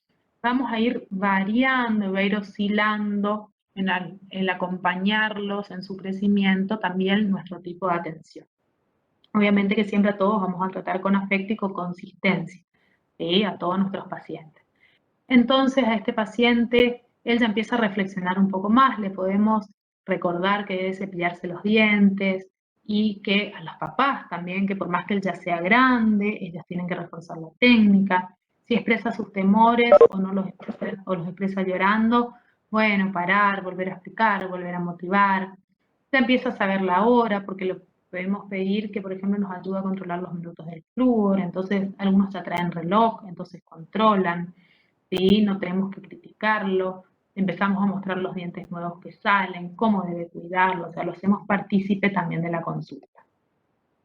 A los 8 años, un niño equilibrado, pero nuevamente vuelve a ser expansivo, como el de 4, ya tiene una conducta motriz más madura, va a relacionarse también con la etapa de la inteligencia, de que en esta etapa ya estamos a partir de los 6 años con la técnica circular, él ya la puede hacer mejor, tiene mayor motricidad, pero también quiere hacer muchas cosas al mismo tiempo, también nos va a tocar el equipo, nos va a tocar, él quiere hacer cosas, quiere participar de la consulta, ya no empieza a juntarse mucho con el sexo opuesto, pero empieza a admirar más a sus padres, le gustan los deportes, cuando nosotros podemos engancharnos con eso para motivarlo o hablar en frente a situaciones un poquito más complejas como una anestesia, una abstracción, lo distraemos hablando de sus deportes, de las cosas que le gustan, es colaborador. Hacemos hincapié en la técnica de cepillado, le podemos dar más explicaciones teóricas para que él entienda el por qué hacemos esas cosas. Y como les decía, hoy suele venir con amigos porque viene del deporte, viene de la escuela, se junta, se va a jugar a la casa de los amigos y acá tenemos que empezar a introducir un poco con esta introducción de ellos al deporte un poco más brusco, jugados de otra manera, el uso de protectores bucales. O sea, siempre nosotros vamos encontrando el lugar para hacer prevención desde cualquier punto de vista. A los 9 años ya es independiente, ya es un nene grande, ya está más maduro, pero está fuera de foco, o sea, hay un desequilibrio emocional, le siguen gustando los deportes.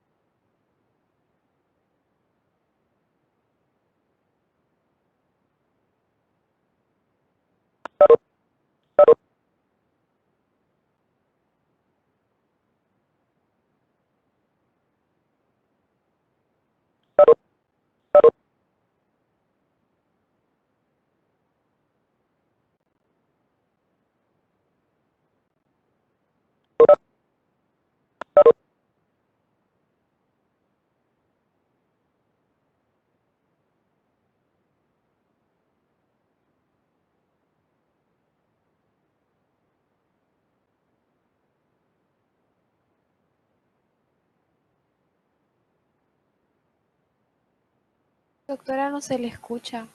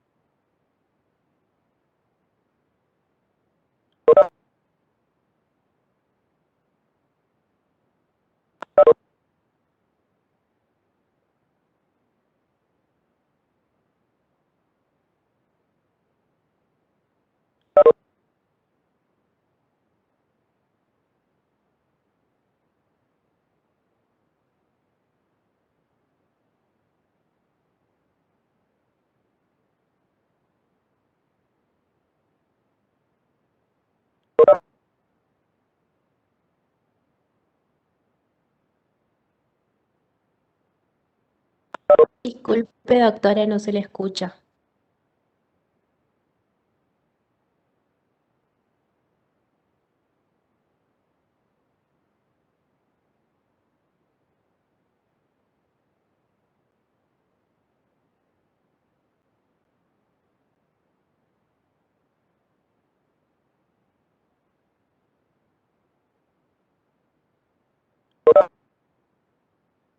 ¿Hola? Ahí se escucha, Sí, sí, se Fer. escucha. Sí, porque se cortó, no sé qué Ahí se le pasó. escucha. ¿Dónde Bueno. quedaron, chicos? ¿En qué edad quedamos? ¿Desde qué edad no me escucharon? doctora. 8 años.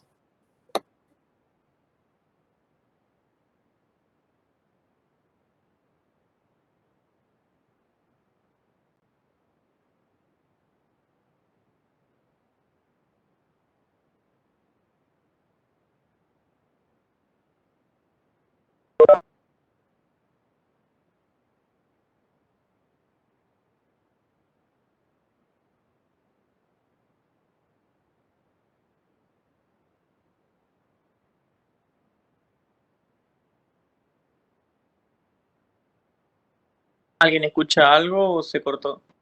Se corta, está, Se cortó, parece. sí, ahí ya va a seguir. Internet está medio hoy.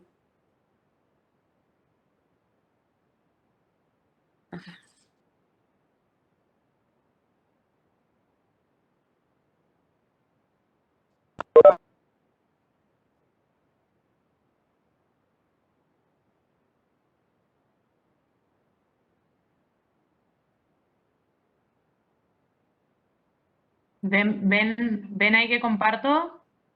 Sí, ¿Sí? Sí, Doc. Seguimos sí. entonces. Sí, sí, se ve. Seguimos. Bueno, entonces el de 8 años nos vuelve a pasar un poco como el de 4, ¿sí? Es más o menos equilibrado, pero también es muy expansivo, hace todo al mismo tiempo, es un poco desobediente.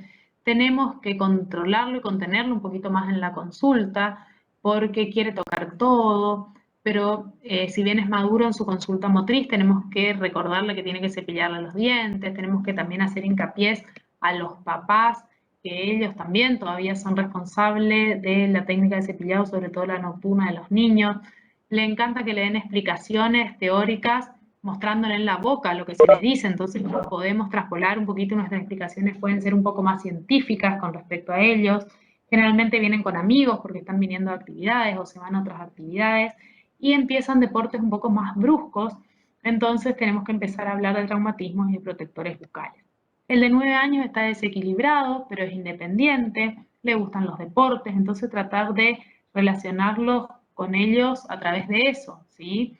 Darle explicaciones de su salud y su enfermedad, empezar a explicar efectos de bebidas gaseosas y azucaradas, reforzar la técnica de cepillado, explicar el tema de la noción de diente nuevo, la remineralización dentaria, le podemos mostrar la preparación de los materiales, lo podemos hacer un poco más partícipe de la consulta, así se enganchan y participan con nosotros. El de 10 años vuelve a estar equilibrado, ya es un chico mucho más maduro motrizmente, es más reposado, más tranquilo, más sociable.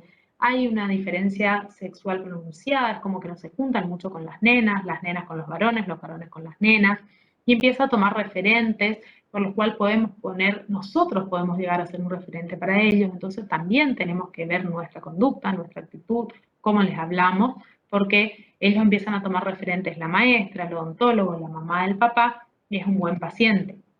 Escuchan atentamente todo lo que nosotros le decimos, tienen, como cualquier niño, miedo a las anestesias y aparte entienden más de lo que nosotros les explicamos y es como que dimensionan más lo que vamos a hacer.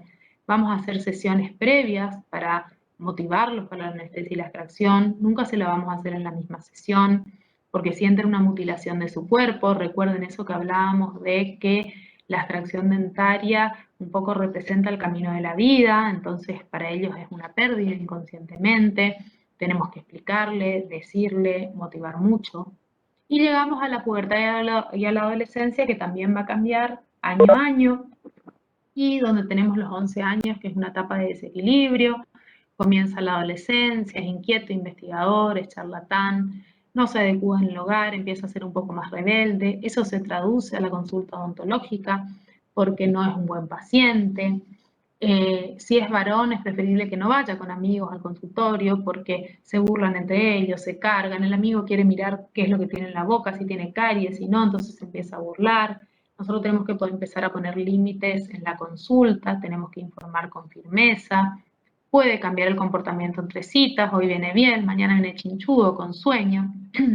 Si es niña, el profesional varón, chicos, tengan cuidado, tenemos que ser muy cautelosos en realidad con los dos sexos, con el comportamiento, para que no malinterpreten, ¿sí? Acuérdense que ellos están con todas las hormonas a flor de piel, son niños chicos, pero empiezan todo ese proceso.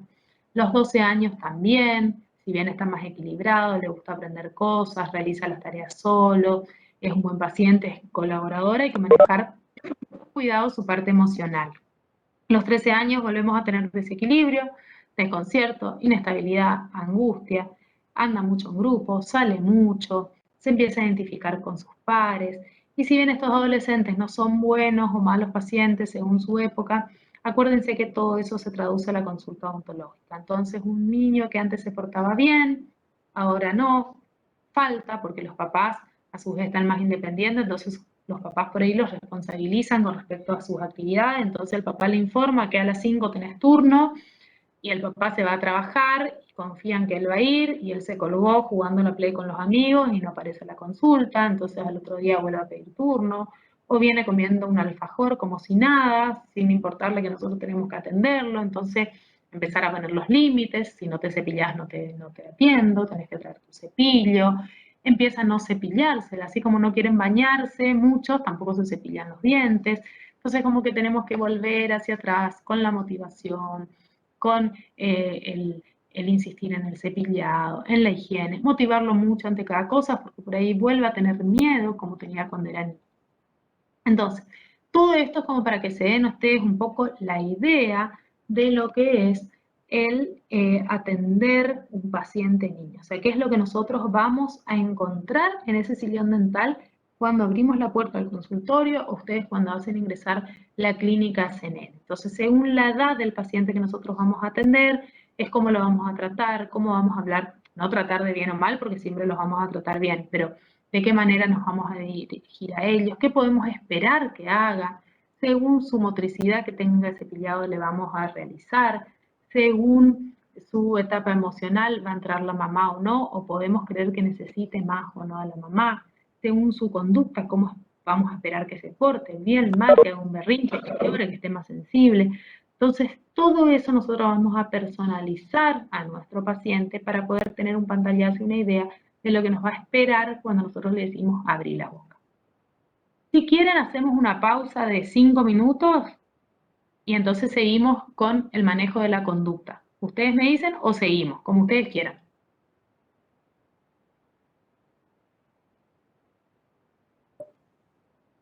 Por mi parte, si quiere seguir nomás, doctora.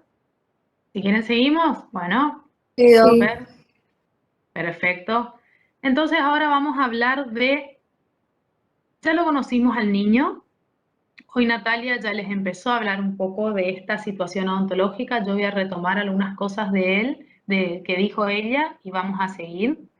Entonces vamos a empezar a hablar de la situación odontológica, del manejo de la conducta y del abordaje odontológico en odontopediatría, ¿sí? O sea, vamos a hablar de todo eso y vamos a ver cómo vamos a atender a nuestro paciente una vez que esté sentado en el sillón y qué cosas podemos hacer nosotros para que la atención sea una atención exitosa.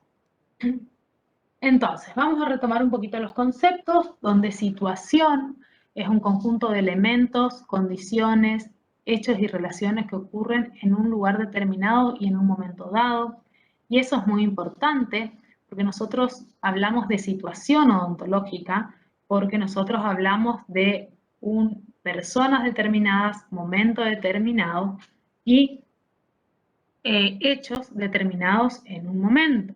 La situación odontológica, por lo tanto, va a ser un conjunto de elementos, condiciones, hechos y relaciones que ocurren en el consultorio dental durante la consulta odontológica. ¿Qué quiere decir esto? Que nosotros nuestra consulta va a ir variando, ¿sí? Va a ir variando según el momento, según cómo se presente el niño en ese momento, según cómo esté el padre o el acompañante en ese momento. Es decir, y acuérdense que con respecto al niño, el niño va a aceptar esa consulta odontológica según su edad, según su personalidad y según sus características emocionales.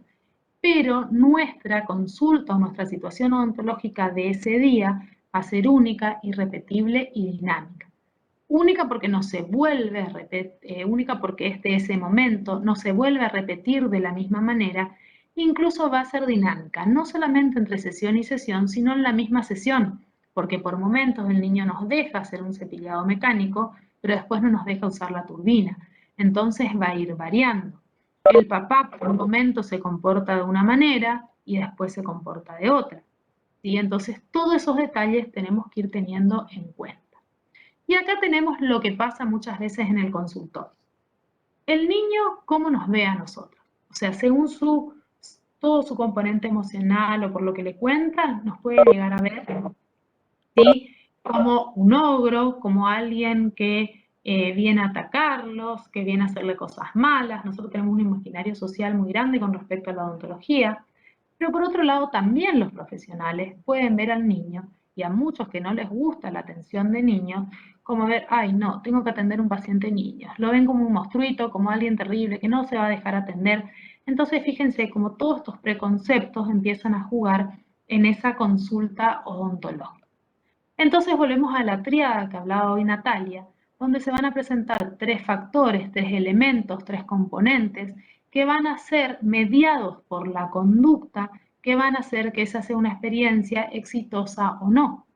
Porque el niño va a venir a la consulta con su experiencia, que puede ser propia o adquirida, de lo que él vivió en una consulta odontológica previa o lo que le contaron los amigos, lo que le contó el hermano, que lo pincharon, que no, que el odontólogo hizo esto, que no. Viene con la madurez que le va a permitir o no afrontar esa situación y también trae su personalidad, que es propia y que no todos los niños son iguales. Pero también viene el papá, que trae con él la relación que tiene con su hijo, cómo es el trato, cómo se llevan, cómo él enfrenta ese el ser papá, trae sus experiencias propias odontológicas que pueden ser excelentes y buenas, como pueden ser muy malas, entonces viene con temores, temores propios, que por ahí se los guarda él o se los transmite al hijo. Trae también el modo de criar a ese hijo, ¿sí? Que nosotros vamos a ver mucho eso en el consultorio, papás contenedores, papás no, que les retan, que les pegan y donde nosotros tenemos que estar ahí mediando esa situación. Pero también, que también tenemos que reflexionar eso, está el equipo dental. Estamos nosotros, con nuestra experiencia, con nuestro conocimiento, con nuestras habilidades y nuestras competencias. Nosotros para atender niños tenemos que estar nosotros equilibrados emocionalmente, pero tenemos que tener competencia profesional. Tenemos que saber lo que hacemos, tenemos que saber cómo hacemos y cuándo hacemos. Si nosotros, el profesional, no tiene esa competencia, también empieza a desequilibrar un poco esa triada, porque eso se refleja y tanto el niño como el padre se dan cuenta. Pero a su vez, todo esto está mediado por la conducta del niño, que es el que se va a dejar o no atender en el momento de empezar. Sumado a esto, lo que planteaba hoy el compañero. Nosotros abrimos la puerta del consultorio y estamos vestidos así. Entonces, si bien venimos de 2 años de pandemia, de que los chicos están acostumbrados, que la gente ande por barbijo, hay que tener 3, 4 años y entrar a un lugar desconocido, donde tenemos elementos que no conocemos, donde nos subimos a un sillón que se mueve y se sube y baja, donde vemos cosas generalmente en colores claros, ¿sí? Que están a nuestro alrededor y nos atiende una persona vestida así, que ni siquiera podemos ver la cara y podemos ver la manera en que nos está hablando. Entonces yo creo que los profesionales en estos 2 años tuvimos que aprender a empatizar con los pacientes, no solamente con los pacientes niños desde otra manera, y donde nosotros los odontopediatras que nos manejábamos mucho con la gesticulización y abríamos la boca y le decíamos, abrí la boca y la veíamos nosotros para que él vea el reflejo de lo que decimos, porque por ahí imitaban más que entender la orden. Para abrirlas ahora tenemos un barbijo que no podemos hacer, porque antes muchas veces usábamos la máscara. Yo personalmente usaba la máscara ya en el consultorio, pero sin el barbijo abajo, donde, como les decía hoy, veníamos de ambos con personajes de Disney, de colores, con mariposas, con flores, y de repente tenemos un mameluco blanco con una bata blanca, con guantes arriba que no nos sacamos en ningún momento, con una cofia blanca, o sea, cero color, nos hace pensar más en un quirófano que en un consultorio, y entonces donde tuvimos que aprender a empatizar desde otro lado, pero no tenemos que olvidar el amor, el afecto que tenemos que transmitir a nuestro paciente. Entonces un poco tener que aprender a hablar con los ojos, donde nuestros ojos empiezan a expresar lo que nosotros queremos decir, lo que queremos mostrar, el cariño, el afecto, la contención, y donde tenemos que tener mucho cuidado con nuestras expresiones también, expresiones de lo que hacemos con los ojos, porque podemos estar transmitiendo algo que el niño no entiende, o transmitiendo un miedo, transmitiendo dolor que creemos que él va a tener, y tenemos que ser muy capaces de manejar todo eso. Entonces vamos a empezar un poquito qué es la conducta. Si no entienden algo, me cortan, chicos, ¿sí? ¿Qué es la conducta? Conducta es todo lo que hace, piensa o siente una persona. O sea, es el conjunto de operaciones por las cuales un organismo, como dije hoy, reduce sus tensiones y realiza sus posibilidades. Es decir, que es el proceso mediante el cual la persona expresa lo que le pasa por dentro. Y expresa como puede, ¿sí? Según su maduración, según sus circunstancias, según lo que trae, según sus experiencias. Él va a expresar dentro del consultorio lo que puede. Expresa su angustia, como dijo hoy Natalia. O sea, esa angustia, él la expresa de una manera y la puede expresar llorando, la puede expresar quedándose quieto, la puede expresar pateándonos el equipo, la puede expresar haciendo un berrinche, ¿sí? O expresa su confianza, que se siente contenido, que está tranquilo, abriendo la boca y dejándonos trabajar. Pero ¿qué tenemos que tener en cuenta nosotros? Nosotros tenemos que tener en cuenta, y lo vamos a repetir 1000 veces, la madurez del niño y las características que están relacionadas con su edad. Porque nosotros no podemos pretender manejar una situación odontológica en este niñito de 1 año y medio, en este de 4 y en este de 7 de la misma manera. A los 3 vamos a tener que motivar, pero a otros vamos a tener que motivar, algunos de una manera, a otros de otra y a otro de otra. Las explicaciones serán de menos técnicas y más visuales a un poco más técnicas para que el niño acepte la atención odontológica.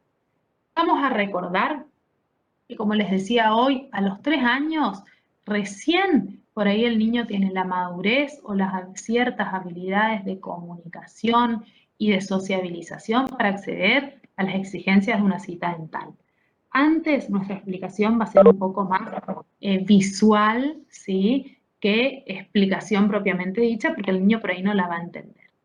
Entonces, esta situación odontológica, que parece fácil, y donde ustedes sobre todo vienen acostumbrados a una situación lineal, donde la relación es directamente con el paciente, donde ustedes le hablan al paciente, el paciente es el que acepta o no el tratamiento, el paciente es el que entiende el tratamiento, el paciente es el que se deja hacer, donde... Chicos, ¿ustedes me están escuchando ahora? Sí, doctora. Sí, doctora. Yo le escucho muy Sí, profe. entrecortado. Veo algo en el chat por eso. Bueno, entonces esta situación odontológica donde los 3 componentes tienen que trabajar y estar de manera activa y equilibrada para que la situación sea un éxito. Entonces vamos a tener tipos de paciente, tipos de padres y tipos de profesionales. Tipos de paciente, vamos a dividirlos, por decirlos y llamarlos de una manera, los normales y los discapacitados. Discapacidad no vamos a hablar, si es otro capítulo aparte, grande, es más de especialistas, pero vamos a hablar de los pacientes que nos van a llegar normalmente al consultorio. Y vamos a tener los pacientes colaboradores y los no colaboradores. Y ahí empezamos un poquito a moverse o a complicarse o no ese eslabón de la triada. Dentro de los pacientes colaboradores, que son los que todos queremos tener, tenemos el paciente colaborador y el paciente indiferente. El colaborador es el ideal, el que llega, lo hablamos, lo motivamos, abre la boca, se deja atender, se va contento, feliz, beso, abrazo, se retira. Pero también tenemos el otro paciente colaborador, que ahí está nuestra habilidad de poder interpretar a los niños, que es indiferente. ¿Qué quiere decir indiferente? Es el paciente que también va a llegar, se va a sentar en el sillón, va a aceptar la atención, pero no, es como que no está. Entonces, nosotros tenemos que tener mucho cuidado con ese nene, porque ¿qué nos está indicando esa indiferencia? ¿Él está aceptando? ¿Está tranquilo?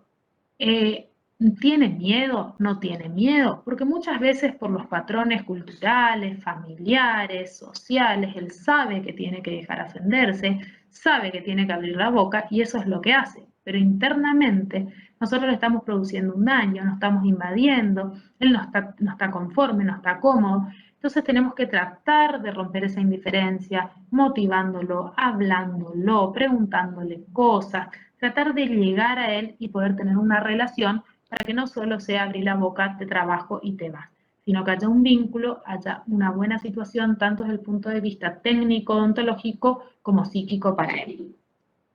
También tenemos los tímidos o introvertidos, que también es un paciente complejo, porque generalmente con esa timidez muchas veces llora, ¿sí? Expresa su miedo, expresa su timidez, le da vergüenza, por ahí necesitamos la atención y la compañía de la mamá para que él venza esa barrera y pueda lograr un vínculo con nosotros. El miedoso, que es difícil de atender, tenemos que motivar mucho, mucho, mucho, mucho, y lamentablemente por ahí este miedoso en la cátedra no podemos hacerlo, y nosotros cuando vemos que se empieza a complicar, que ya con el cepillado mecánico tiene miedo, con una impresión tiene miedo, muchas veces les recomendamos que cambien de paciente, porque sabemos que se puede atender, pero con mucha motivación, y por ahí a ustedes los tiempos no le dan. Y este miedo puede expresarlo de diferentes maneras. Puede hacerlo así, no queriendo entrar, no abriendo la boca, tapándose, girando, dando vueltas, y se empieza, como hay que tener mucha contención por parte de los papás y del profesional, mucha motivación para lograr la atención. También podemos tener el consentido, que está acostumbrado a hacer lo que quiere en la casa, entonces cree que llega al consultorio y también él puede hacer lo que quiere, pero lamentablemente no es así. En el consultorio la situación la manejamos nosotros, somos los que vamos a poner las pautas, somos los que vamos a poner los diferentes, vamos a poner los límites, vamos a hacer lo que vamos a manejar la situación, y él tiene que entender que en el consultorio va a tener que cumplir ciertas reglas, y para que la atención también sea exitosa tenemos que ir marcando nosotros esos límites. El agresivo, que muchas veces expresan miedo o expresan lo que ocurre en la casa, o sea, es el chico que patea el sillón, que nos muerde, ¿sí? Que nos manotea. Bueno, también ahí está el poner límites nosotros, que somos los dueños del sillón y que tenemos que ser los dueños de la situación. Pero bueno, estos niñitos no vienen solo a la consulta odontológica, sino que vienen acompañados, ¿no es cierto? ¿De quiénes vienen acompañados? A ver. ¿Quiénes son la otra pata de esa tríada odontológica?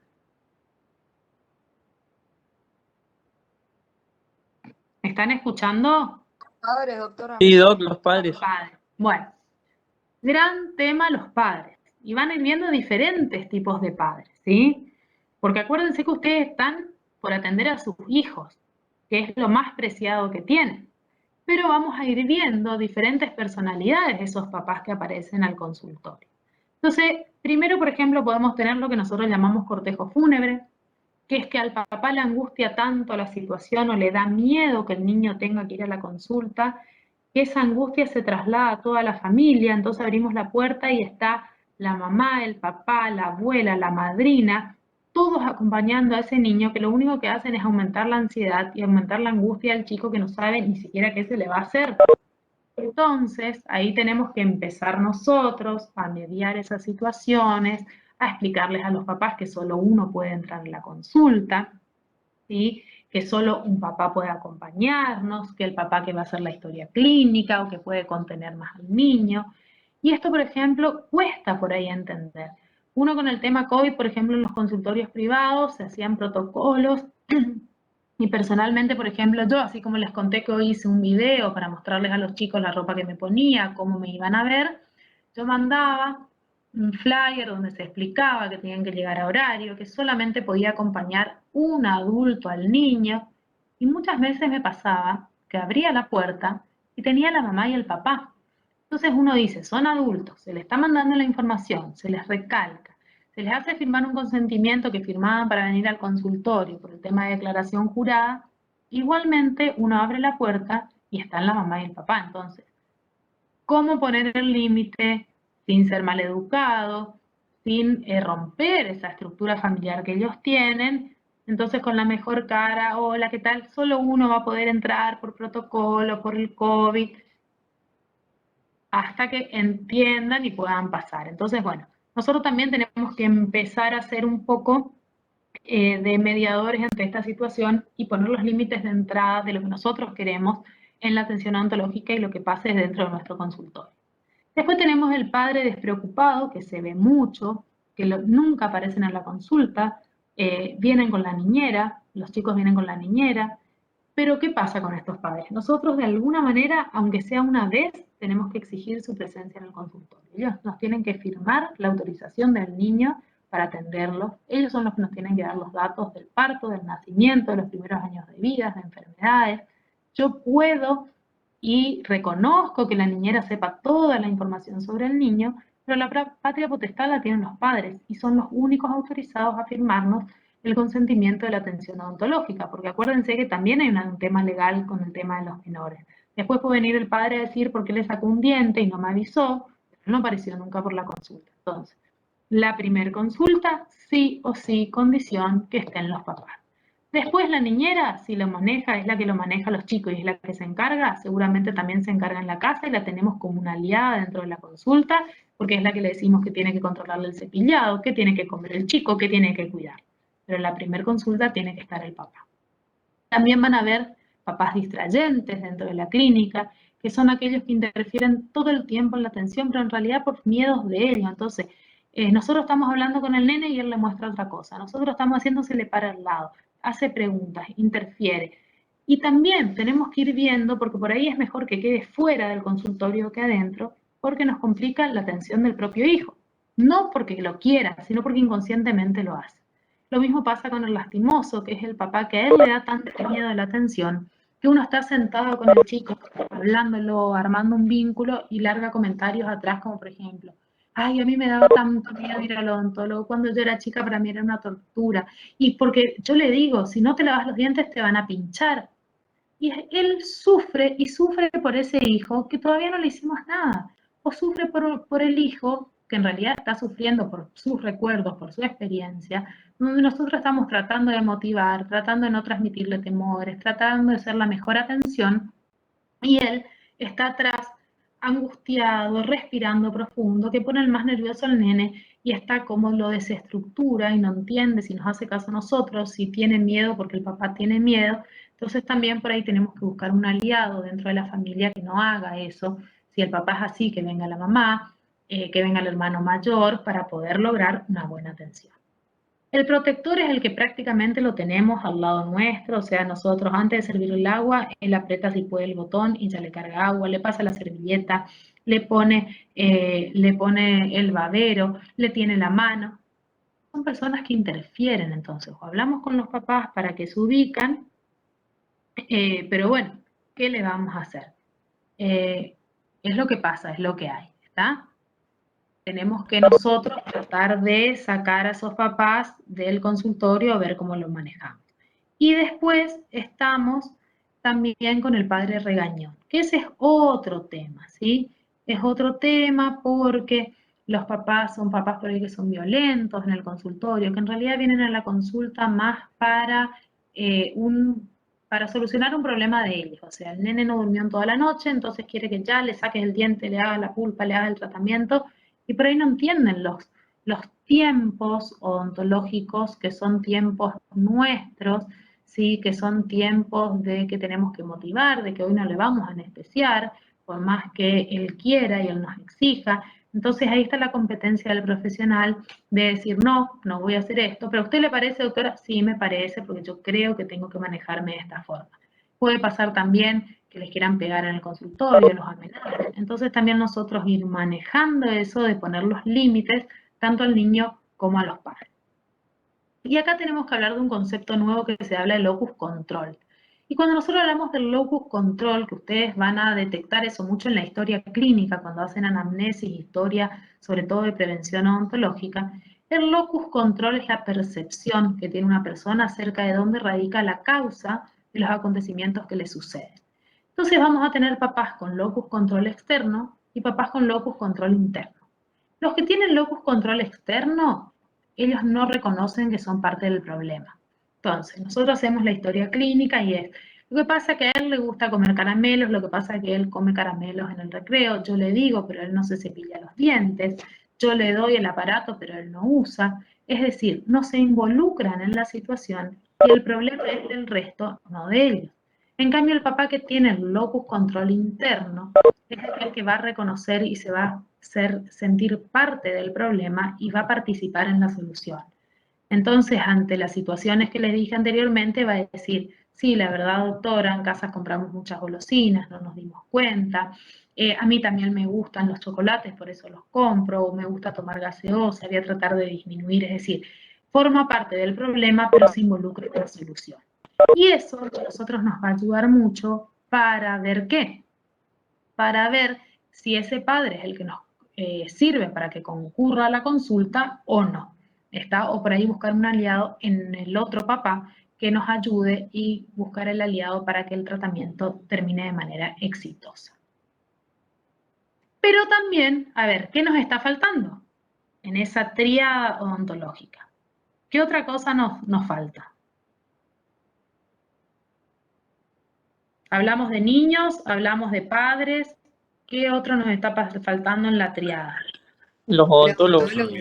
Los odontólogos. Porque, a ver, también tenemos que reconocer que no todos somos buenos odontólogos, no todos nos gusta atender niños, no todos estamos formados para hacer eso.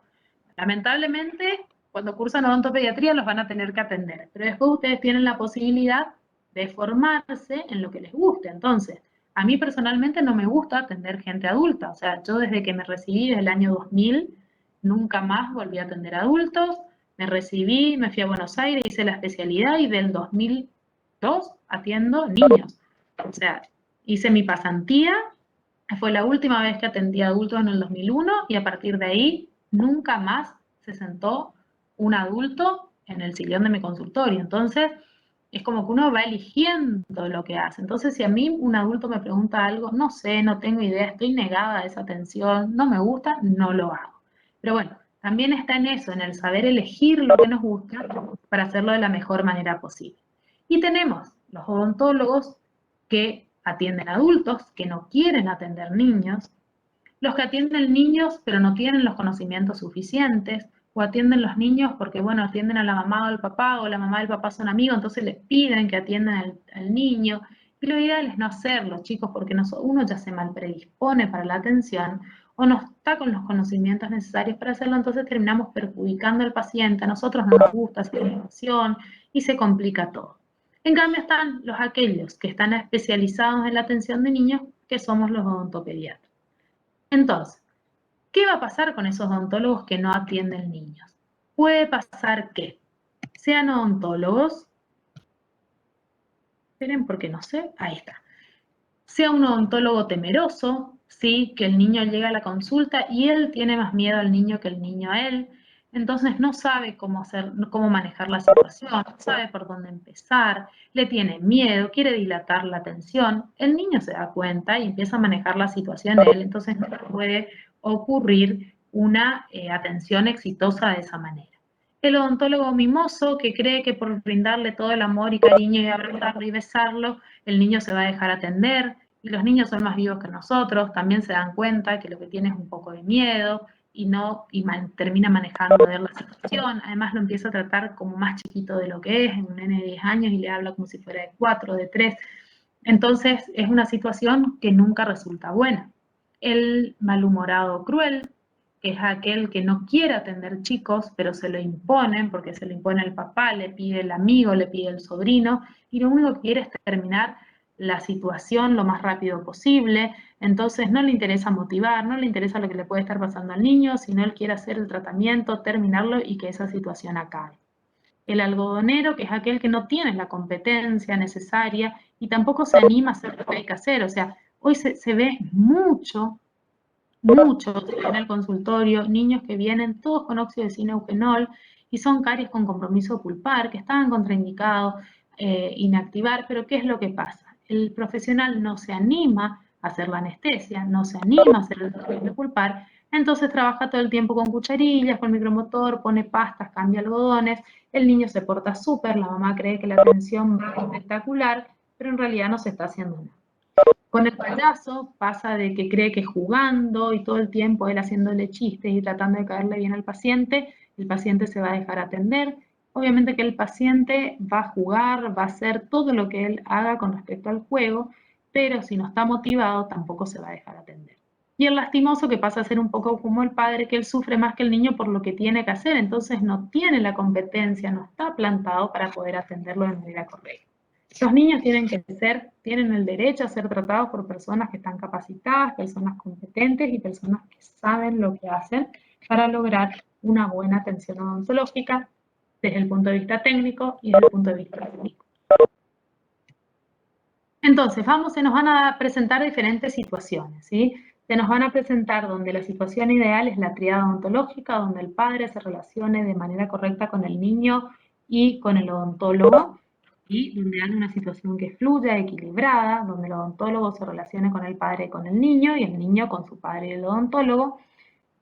Pero hay otras donde tenemos los papás que nos interfieren en nuestra relación con el paciente, y otras que el odontólogo está ubicado en el medio porque el padre es desinteresado, es distante, no colaborador, y si bien al principio esto va a funcionar porque nosotros lo enganchamos al niño, lo motivamos, toda la ayuda que necesitamos de la casa no se realiza. Entonces tenemos que tratar y buscar el acompañante, por ahí aunque no sea el papá, que sea la niñera, pero que haga fluir esa triada y que funcione de la mejor manera posible. Entonces, una vez que conocemos más o menos esos personajes, que nosotros nos incluimos dentro de esos personajes, ¿cómo vamos a empezar a manejar la conducta del paciente? Para que no solo sea una atención clínica, sino que sea un abordaje odontológico con la participación del niño y la aceptación del tratamiento. Entonces nosotros en odontopediatría vamos a empezar a hablar de técnicas de manejo de conducta. Todo lo que hablamos en odontopediatría siempre va a estar de manera transversal la motivación. Nosotros vamos a motivar siempre, desde para enseñanza de cepillado hasta para colocar una anestesia. Y la motivación no solo la vamos a hacer con los niños, sino también vamos a hacerla con los padres, porque tanto en los niños como en los padres, nosotros tenemos que lograr actitudes positivas de aceptación del tratamiento, de acompañamiento del tratamiento, de que realicen las tareas que les damos en las casas para lograr el éxito del tratamiento y salud a largo plazo. La idea, como yo les digo a mis pacientes, no es tapar agujeros, no es retirar los baches de la calle como lo hacen para que después vuelva a haber un bache a los 2 metros, sino la idea sería reasfaltar la boca de ese paciente, lograr salud integral y que se mantenga en el tiempo. Porque a mí de nada me sirve dejar o rehabilitar una boca de manera divina, estéticamente, funcionalmente aceptable, si no cambia hábitos de higiene, de alimentación, hábitos de conducta con respecto a lo que es la salud bucal, porque a los 6 meses vuelve a tener caries. Entonces, yo lo que tengo que lograr son actitudes positivas, tanto en los padres como en los niños. Entonces, ¿cómo vamos a manejar la conducta? Para manejar la conducta vamos a tener manejos comunicativos, vamos a tener estrategias restrictivas y vamos a tener manejo farmacológico. La escuela argentina preconiza y utiliza los manejos comunicativos. Los manejos comunicativos vamos a ir desarrollándolos y van a ver que van a haber manejos comunicativos tanto de manera verbal como de pequeños movimientos, de expresiones, de estímulos que vamos a dar al niño, pero vamos a preconizar los manejos comunicativos. Nosotros el manejo farmacológico no lo usamos mínimamente en casos muy puntuales, y las estrategias restrictivas también las vamos a usar en casos muy puntuales, pero ahora le vamos a explicar de qué manera. Entonces, la técnica, nuestro caballito de batalla, el que vamos a utilizar siempre, siempre, siempre, es la técnica del decir, mostrar y hacer. Esta es una técnica donde vamos a buscar modelar la respuesta del niño, desensibilizándolo, describiendo y mostrando los procedimientos que vamos a realizar.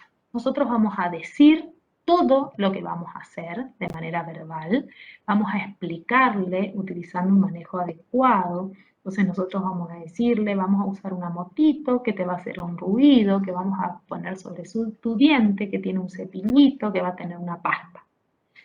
Vamos a mostrar, vamos a hacer la demostración de esos procedimientos en un muñeco, en su mano, ¿sí? Utilizando todos los sentidos, el visual, el auditivo, el táctil. Vamos a aprender, vamos a apretar el pedal para que la moto haga ruido, vamos a abrir la anestesia tópica para que él sienta el olor, vamos a hacer pasar la fresa por la uña para que sienta la sensación de la turbina, del spray de aire, del ruido que genera.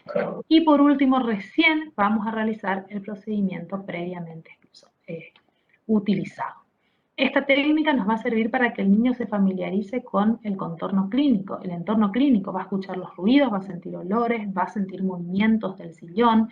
Entonces le va a permitir disminuir su ansiedad, disminuir su miedo, y siempre la palabra precede a la acción. Nunca vamos a hacer nada sin hablar previamente. Y a su vez nosotros tenemos que estar capacitados para que esa palabra que precede a la acción sea de tal manera que según la edad, la maduración del niño pueda comprenderla y pueda entender lo que le estamos diciendo. O sea, el lenguaje que nosotros debemos ocupar es un lenguaje adecuado a la edad del niño. Antes de los 2 años, la técnica por ahí es más visual, vamos explicándola pero siempre mostrando en algo, ¿sí?